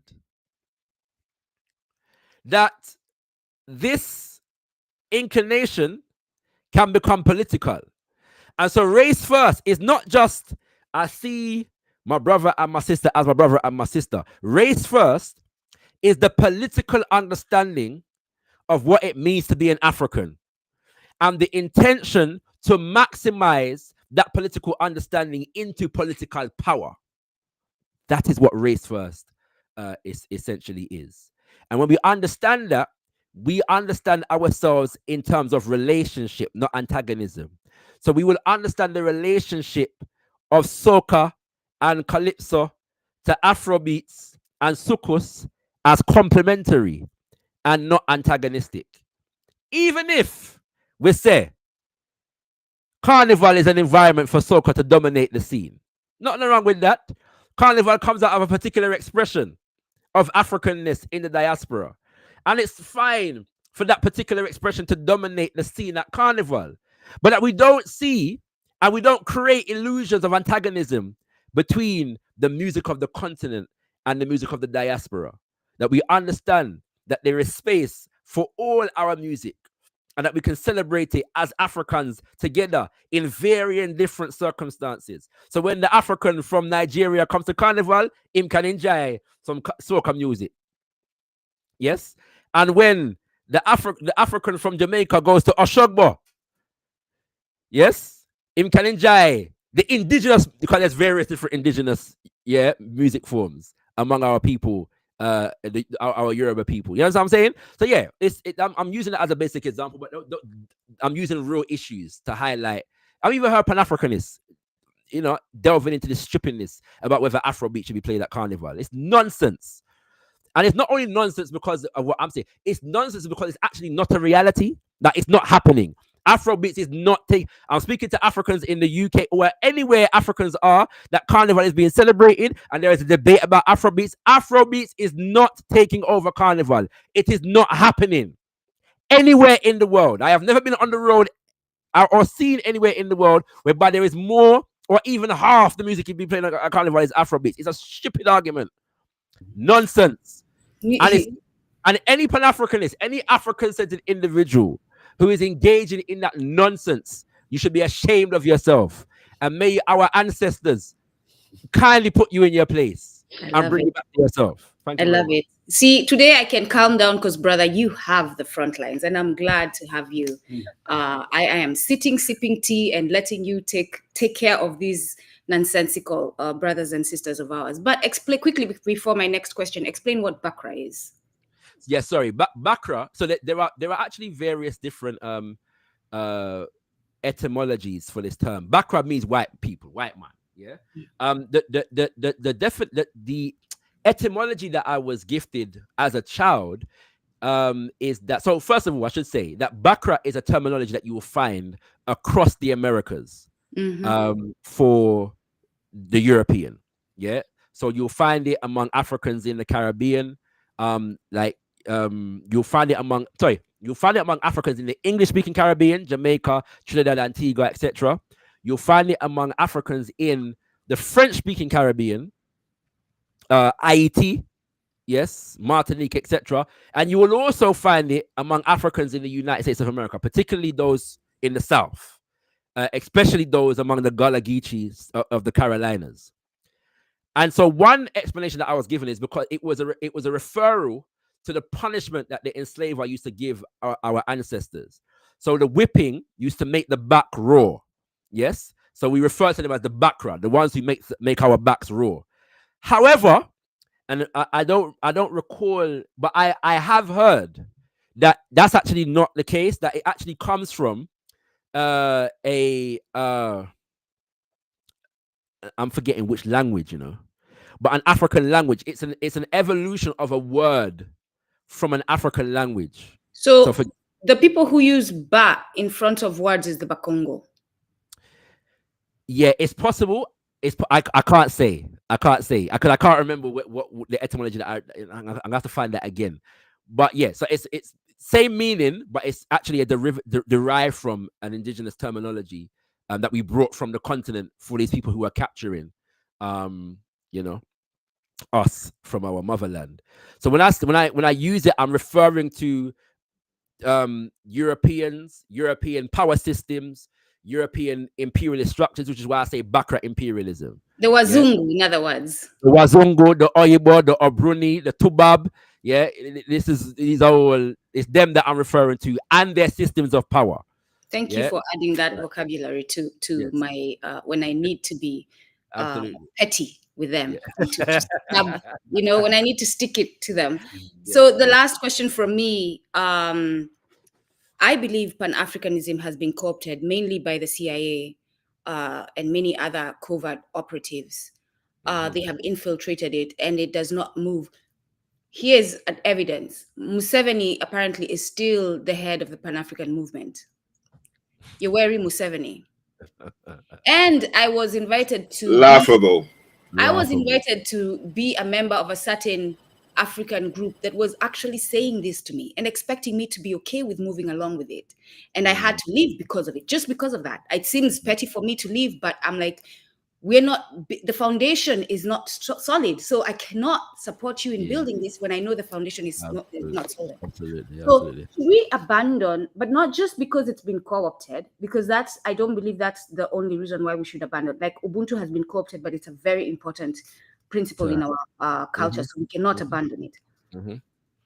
Not only has Pan-Africanism been co-opted, but even as you speak today of Marcus Garvey, there's a deeper meaning to it. So should we adopt, and this has been proposed, Afrocentrism, so that we can move in a more Afrocentric way, so that we understand this is not just about an ism, it is about how our culture changes and how we move culturally. You're pushing me, sister, into a minefield with this question. That's why you're here, my brother, man. I know, I'm looking at the trajectory of this question. I'm like, there's any number of minds. I mean, we can have you come back and we can talk about Afrocentrism. We may have to do that, and that may be a panel conversation as well. Yes. So many there. But I would say this. first of all, I did allude to the fact that there are some Garveyites who don't like to refer to Papa Garvey as a Pan-Africanist. I think most Pan-Africanists have gone through a phase at least where they're like, you know what, I'm not even sure if I want to continue using this terminology for exactly the reason that you said. And there are all kinds of debates there among the Pan-Africanists who do still. Sorry, among the Garveyites who are Pan-Africanists who do still embrace the term, the reasoning is that the term, especially after 1945, began to be used as an umbrella term for any kind of pro-African anti-imperialist politics. And so Garveyism is an expression of, just like the Pan-African socialism is an expression of, and etc., etc. So we don't need to do away with the umbrella terminology if we understand how it's evolved through time, how our ancestors used it. I have sympathy with that argument. I'm also, though, sympathetic to the idea that we need to, because of exactly what you're saying, develop more clarity. Yes? And so sometimes that clarity comes with new terminology or a re-emphasis of old terminology. So now I don't discard the term Pan-African, but I'm at lengths to make it clear that my Pan-Africanism is Garveyite in its inclination. Right? And this is what that means. My Pan-Africanism is African-centered in its inclination, and that's what that means. Yeah, this is what that means. And that's a process that we're going to have to go through as a movement, as all movements do. At the same time, the particular example that you use is one that I think is a product, I agree, of CIA intrigue, MI6 intrigue. I forget what the French ones are called, intrigue. Yeah, right. Mossad intrigue, etc., etc. And if we study Papa Patrice Lumumba, we will know the extent to which the CIA was invested in defining how Africa developed and the relationship between Africans of the diaspora and Africans on the continent. But I'm saying all that to say that I think that there's been a diminishment in political education among our movement, within our movement, and therefore among our people. Because I don't think previous generations will have been as confused on Museveni. The one that incenses me at the moment is Paul Kagame. The extent to which there are people who call themselves Pan-Africanists who are hailing Paul Kagame as not just a Pan-Africanist, but the preeminent Pan-Africanist of our time. It incenses me because of the level of criminality that this man has been involved in. And we can say the same for Museveni. But Museveni, I find, for the most part, has been identified.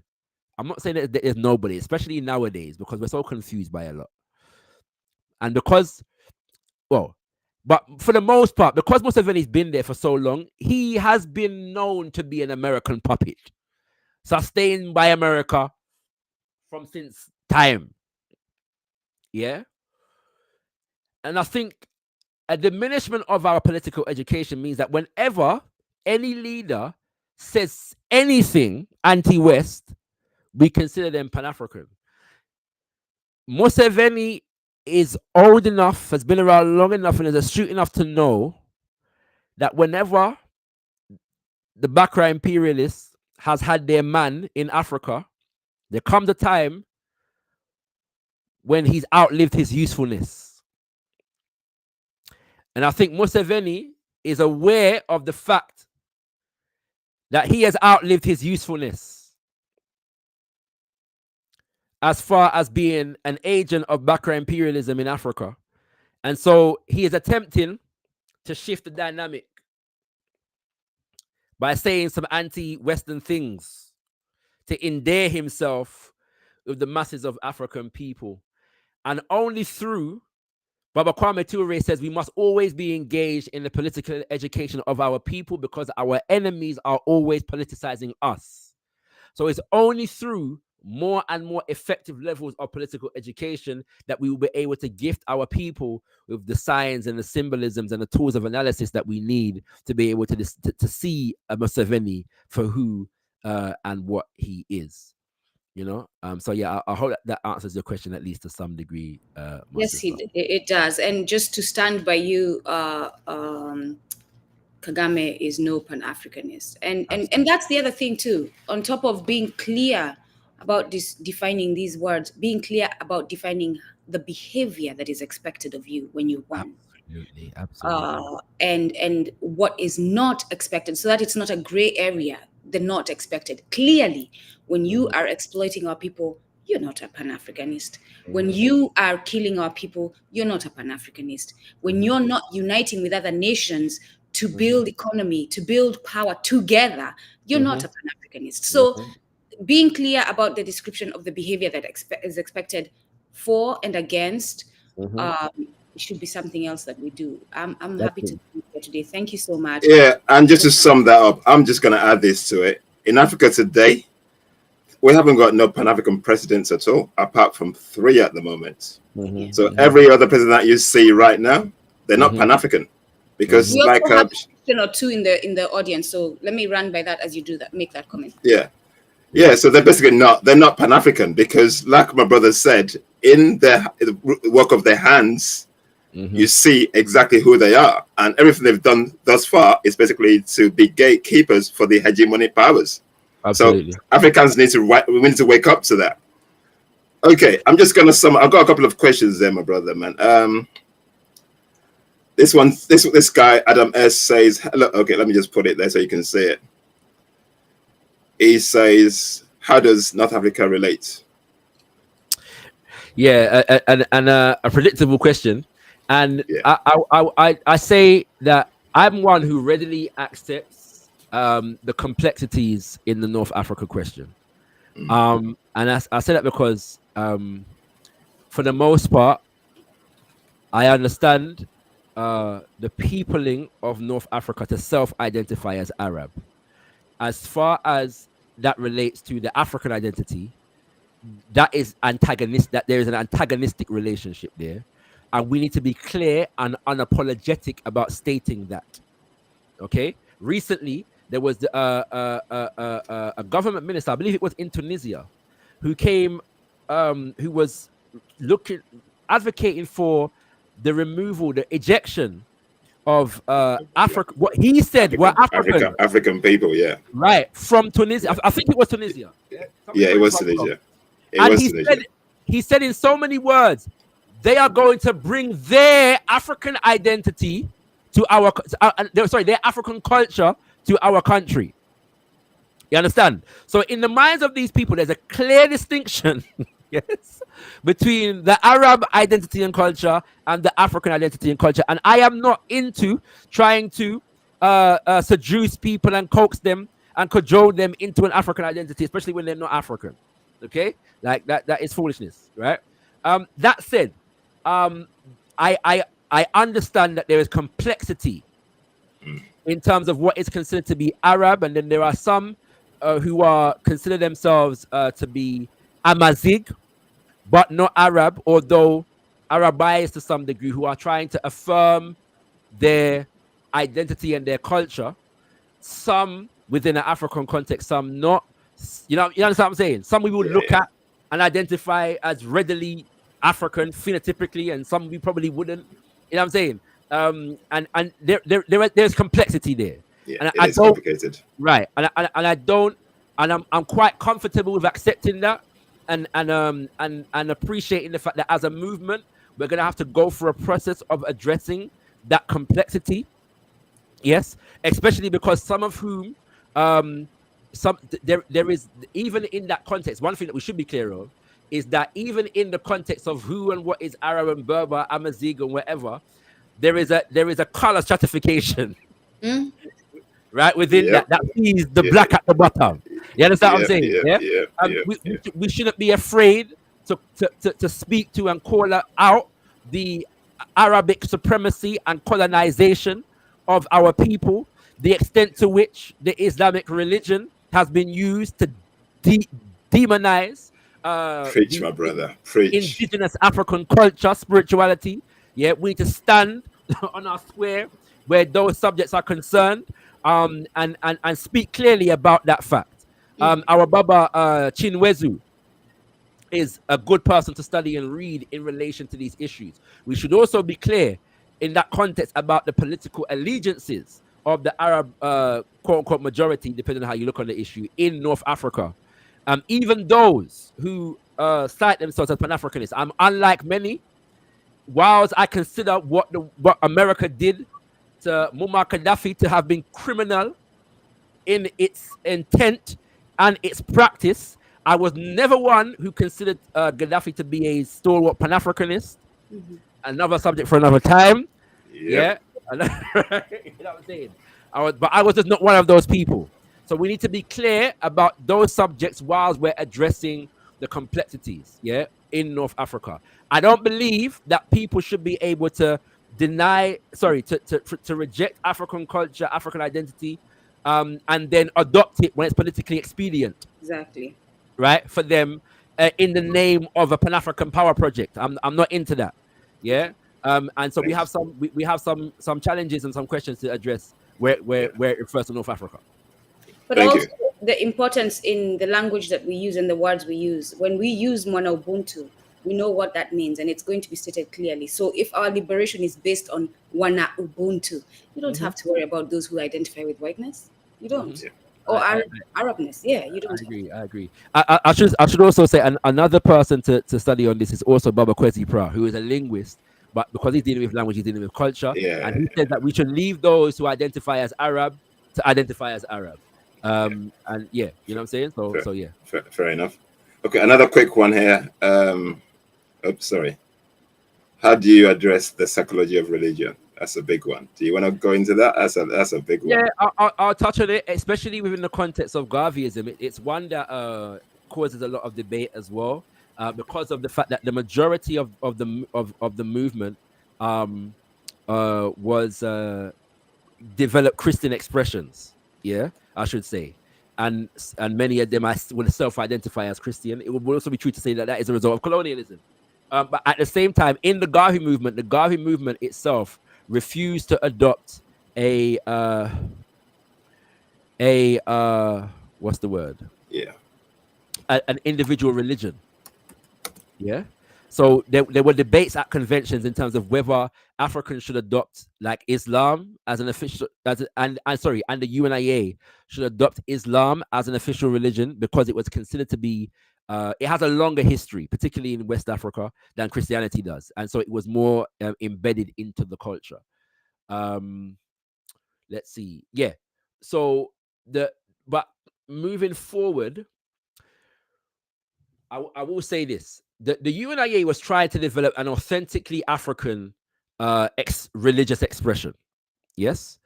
And not everybody was going to discard their Christianity in order to do so. Not everybody was going to discard their Islam in order to do so. But as the movement developed, a greater appreciation for indigenous African spiritual systems developed among those who followed in the Garveyite tradition. And the affirmation of indigenous African spiritual systems followed as a result. I think the psychology of religion fundamentally needs to be addressed through the restoration of dignity and functionality to indigenous African spiritual systems.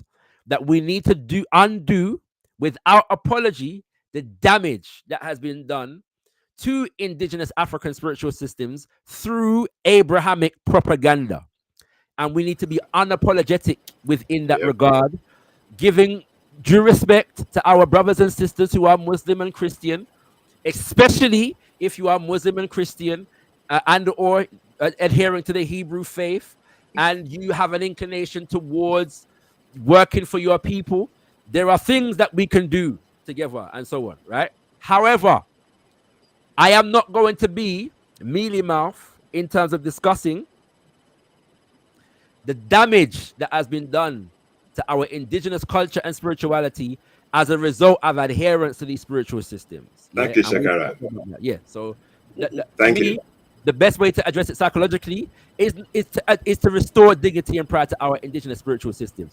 And I'm saying this to especially for brothers and sisters who are so inclined that you want to affirm indigenous African spirituality. affirm indigenous African spirituality. You are not always going to do that to the best of our ability if we are preoccupied with attacking Abrahamic religions. But just to add to what you're saying, ShakaRa, and I like that the Barry Stewart, thank you so much for basing it on psychology, because that is where the problem is. You cannot affirm African spirituality by being a Catholic. You cannot. You cannot affirm African spirituality by being a Muslim, because they're anti African spirituality.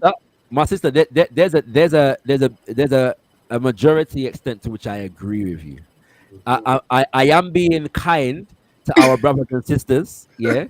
So I am. I'm happy you're doing that. I'm not in the business of grace. No. I get it. I get it, because I know there are our Muslim and Christian brothers and sisters who attempt to do just that. Yes. What I will say is that to whatever the extent of the success of their attempt, it will not be to the fullest extent. Exactly. Yeah.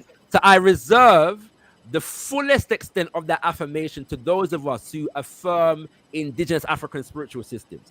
I believe that there are extents to which our brothers and sisters, and historically this has been done, like if you look at ShakaRa, for example, he's a great advocate of our African culture, self-identified as a Muslim. I respect his attempt. I will argue that his attempt is hampered by his allegiance to what I would consider to be a foreign and oppressive religion, but I respect his attempt. Yeah, if you understand what I'm saying. The same for Bob. I'm forgetting his name. Where? No way. No, I was gonna say no. Well, yes, but no. But anti-colonial freedom fighter in Southeast Africa. Led the rebellion. I can't remember. He's a Christian leader. But I can't remember his name. But yeah, it's got my head. Is that not Tutu? Is it? That's my Tutu? No. No. Certainly not. No, certainly not. This is okay. But the point is, there are Africans. I try to be empathetic and respectful to Africans who have that inclination and want to do good for our people. Yeah. To respect their efforts, despite my own conviction in that regard. But I also affirm that there are limitations to those efforts based upon. You're being politically correct on that one. I embrace the empathy and the grace that you're giving them. But here goes my theory, and actually, here goes it. If we're truly seeking full liberation, and there's no other liberation, there's no medium, there's no a little bit liberation. If we're truly seeking full liberation, we have to confront that. Absolutely. Because we cannot operate. The systems themselves, those religion systems are based on white supremacy. That's why you have white Jesus in your houses, despite the fact that you all look black in those houses. And the other on Arabic superiority, because that's why they say you have to learn Arabic to be a Muslim, right? That's part of the requirement. No, 100%. In Arabic. Let me say this as well, just to put maybe some more complexity on this issue. Mm-hmm. Much of the, especially coming from an African diaspora perspective, but not exclusively, because this dynamic exists on the continent as well. Much of the way that we, as Africans in the Caribbean or throughout the Americas, really found African spirituality was through indigenous African spiritual retentions that carried the veil of Christianity, if that makes sense, right? And so one of the things that I've learned to do is, like, being in Sierra Leone, for example, you've got a significant number of Muslims and Christians in Freetown or in places that I've been to, yeah? Sometimes you're going to see an Islamic expression. When you look into it a bit deeper, you're going to see the indigenous culture and spirituality there, but it has the veil of Islam or Christianity. Does that make sense? So my experience teaches me to be patient about that reality, yeah, and to seek to understand how things evolve, and why they evolve, while standing on my square, yeah, of the affirmation of indigenous African spiritual systems as a prerequisite to our liberation. And as Papa, and bringing it back to the subject of Garveyism, this is our evolution of the thing, because he says in so many words that we must develop our institutions based upon our own spiritual and cultural idealisms, our own culture and idealisms, and that we must see the Creator through our own spectacles. I love that. I love how you summed that up, ShakaRa. Okay, have you got what time for one more question, please? Go ahead, my brother and my sister. Okay. As long as it's not logging out the show too much for you. No. We're good. Yes. Okay, this is it. Hello. Has your guest worked with Dr. Julius Garvey or his new book called Justice for Marcus Garvey? Look for me in the whirlwind, and can he comment on him finally being pardoned? Thanks. Oh yes. Okay. Two things. On Dr. Julius Garvey, I have not worked with him directly. He did send a message through somebody that we know mutually to me, because he has seen a presentation that I had done, and he wanted me to get in contact with him. I have not done so as yet, and I should have by now. So I will be doing so. So yeah, I have not read the book either. And you know, as Dr. Julius Garvey will know, as Garveyites, there are some critical contradictions that we find with our elder. We don't. I wouldn't disrespect him because of those things, but he wouldn't be aware of the fact that there are some critical contradictions that we find with our elder. Even as much as we would seek to show him due honor and respect as an elder in that regard. But just from a Garveyite perspective, there are some challenges that we have, and he's aware of these things. Yeah, but that doesn't mean I'm not going to reach out to the elder. I will do so, and when we connect, we connect. Look for me in the. Sorry, let me make sure I got the rest of that question. The pardon. Your comment on the pardon. No, there was something about look for me in the whirlwind. Look for me in the whirlwind. Can you comment? Book. Oh, sorry. Yes, that's the book. Yeah. Right, that's the book. Okay. Yes, yeah. I'm yet to read the book. Having said that, the call for justice for Papa Garvey is an important one. But for me, the UNIA-ACL RC 2020 is in the midst of a campaign entitled "We Exonerate Garvey."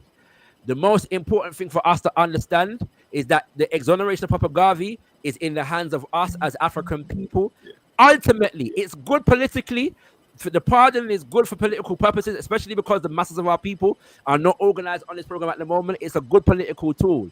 But ultimately, a pardon or an exoneration in our enemy's institution, in the ultimate capacity, should mean very little to us. Yeah, it don't mean nothing. Yeah. What we should use it as a tool, what we should use it is a tool for exposing the extreme criminality of the Bakra and his systems of jurisprudence.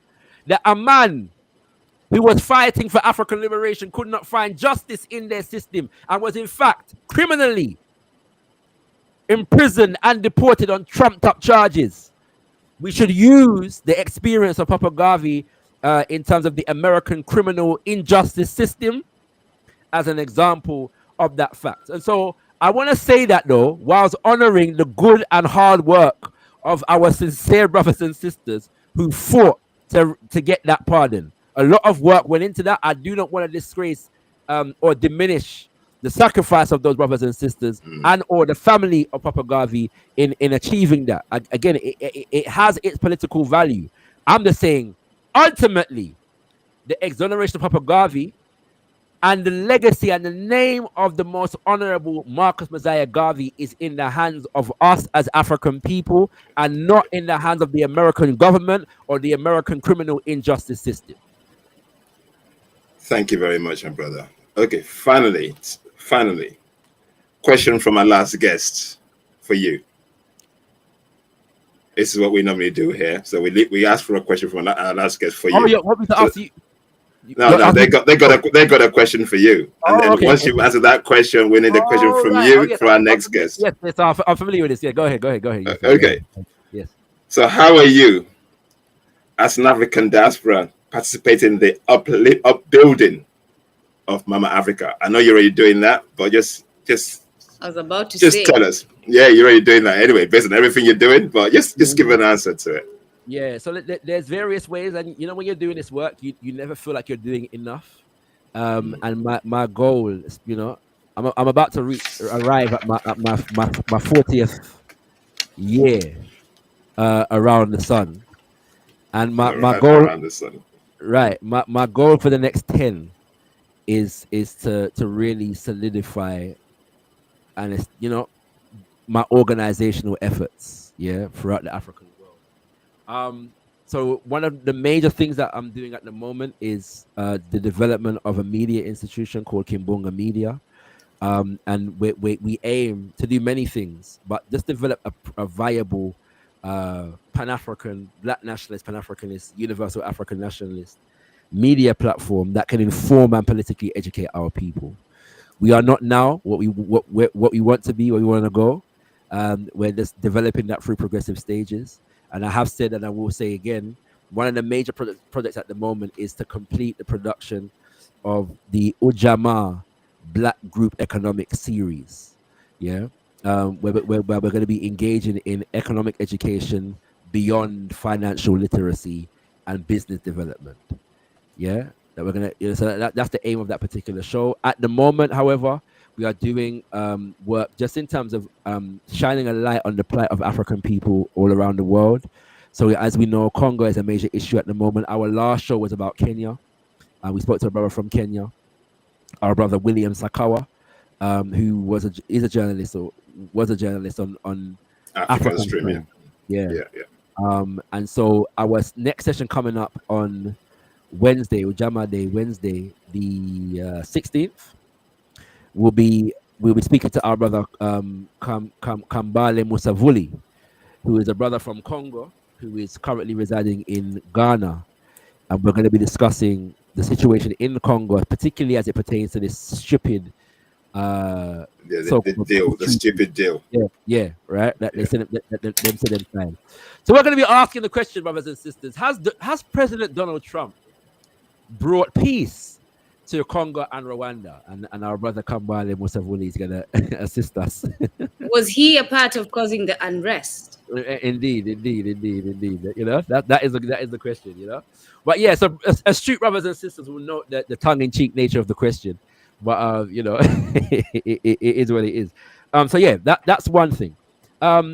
Through our work with the UNIA-ACL and the Black Star Action Network International. So the Black Star Action Network International in particular has a program that is called Tools and Seeds, whereby we partner with indigenous people groups, particularly in Sierra Leone. But it's a model that we would like to replicate. But to basically, so one of the realities that we have to deal with as a people is the commandeering of our agricultural industries and the suppression of indigenous agricultural industry, so to speak. Yeah. And the extent to which that affects our food sovereignty as a people. So just as one example, you have companies like Monsanto and others who copyright seeds. Yeah. GMO. Oh, look, you're smiling. Right? And then create circumstances in which organic seeds are non-viable on the economic market. Yeah.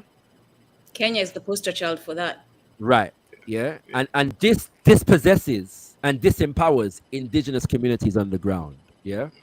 And so one of the ways that we try to address this is that sometimes it's difficult for our people to come by the seeds and the tools that we need to be able to produce agriculturally.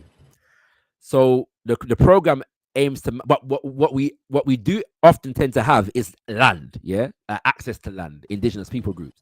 So if we partner with the indigenous people groups and are able to contribute resources to an agricultural program that provides the resources to the community to be able to work the land, and then to be able to hopefully create a market for the produce throughout the nation to begin with, and then throughout the African diaspora, as things develop. Yeah, so there'll be a market, for example, for groundnut, from Sierra Leone in Jamaica, wherever it is, think that's as an example. But the point is to empower the community as we empower ourselves as a people. Yeah. So there's that program. You can find it out by checking out basani.org, BSANI.org. There is also the Be Clean campaign, which I've contributed to as well, financially as well. We haven't been able to host it in London. We're supposed to host it around the world. Well, we haven't been able to host it, but we contribute to it being hosted throughout different countries and cities on the African continent. And this is literally going into a community and engaging in a cleanup process. This began after the flooding, the mudslide, that happened in Sierra Leone some years ago, and our leadership, Chief Fode, Sister Kenya, went into the market area just engaging in a cleanup. So periodically, the community is galvanized around going into a community space and it's engaging in a cleanup. We will know that in most of our nations, national waste disposal is not a thing that exists. Yeah. And so this creates all kinds of ecological health issues. Yeah.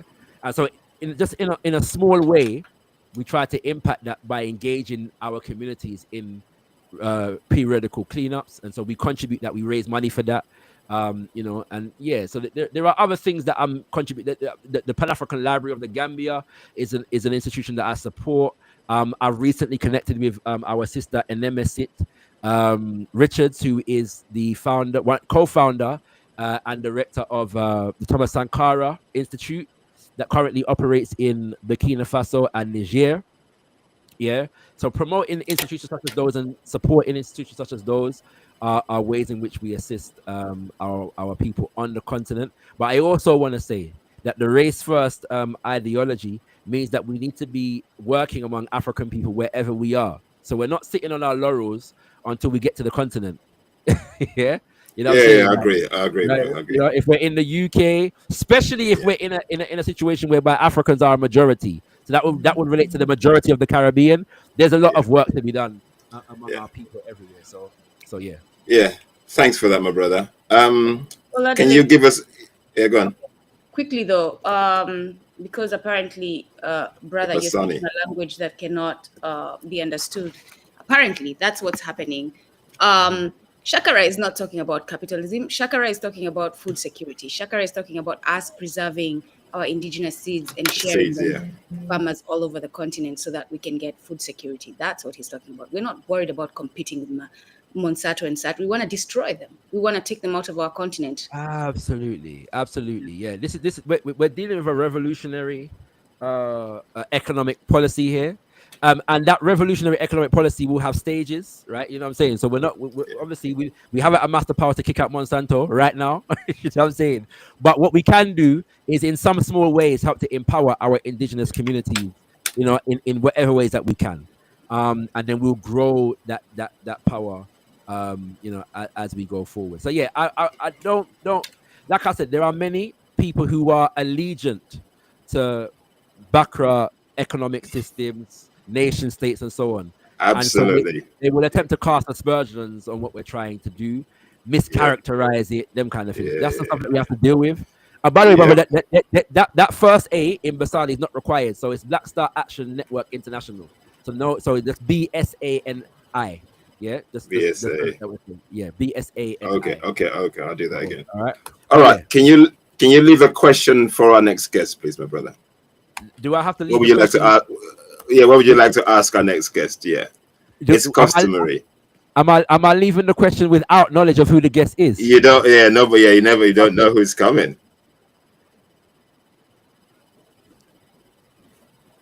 Oh. What? Give an example of an indigenous African institution that can be evolved to suit our needs in contemporary times. Can you repeat that, please? Can you provide an example of an indigenous African institution that can be evolved to suit our needs in modern times? Well, that's going to be an interesting one. Brilliant. Yeah, brilliant. Can I spoil it for the guest who comes next and give? I would love for you to answer that. But the guest will answer that. Mbongi. Okay. Yeah. Mbongi. All right. I understand. Okay, my brother, can you just let our people know how do they contact you, your social media handles, everything? Just share for us with this, please. How can they, if they want to link up with you, if they want to, obviously, Kim, go on. Quickly, because I noticed something, and thanks to Nwari for pointing that out. Do you want to rephrase that and take out the word indigenous because it's co-opted right now by the movements that are moving away from African, or you're good with it? I think I said indigenous African, right? Yes. Yes, okay. Specific with that. How can we specify that, or are we good with it? I'm good with it for now. Okay. Maybe I need more clarity on what it is that you're referring to. And then you can have a session on Kimbunga and talk about it. Yeah. Absolutely. So yeah, to find me, ShakaRa speaks on anything, Kimbunga Media on anything. Yeah. So ShakaRa speaks on anything, Kimbunga Media on anything. I look forward to your sign-ups, your comments, your questions, just the interaction, and your financial contributions if you are so moved. And support, subscribe, because Kimbunga by itself is not fighting the system. Kumbukeni by itself is not fighting the system. The Imagine Alkebulan by itself is not fighting the system. As we saw with African Stream, if we stand alone, it's easier to take us down. But if we stand together and we grow as a group of multiple African Wana Ubuntu media platforms, we are stronger and more powerful, as Marcus Garvey taught us. Thank you. Absolutely. I just want to end by thanking you both again, for the invitation. It is really an honor. I truly do value the work that you all are doing. It was an honor, my brother, to meet you, Olalele, with the Baba Maponga event. Yeah, it's an honor to meet you both there, and my sister Nduka. I look forward to meeting you. I did declare my absolute love for you to our brothers when I met them. You know what I'm saying? So just keep doing what you're doing, and no doubt if you're still there if you're still there when I come to New York, I'm gonna make sure I hit you up. No, we're gonna get you all here. Yeah. We are gonna get you all here. Absolutely. All right. Thank you, everybody, for watching and being part of the community. And this has been absolutely fantastic. Thank you, my brother ShakaRa. You have been immensely knowledgeable. The wisdom you shared is just, I sat down there, my brother, man, and you kept me quiet today. This is true. That is an achievement. That is a huge. I assure you, sis, I wasn't trying to keep you quiet. I love what you talk. No, but I didn't need to speak because you said everything I would say. Yeah. Thank you very much, and we'll see you in 2 weeks' time.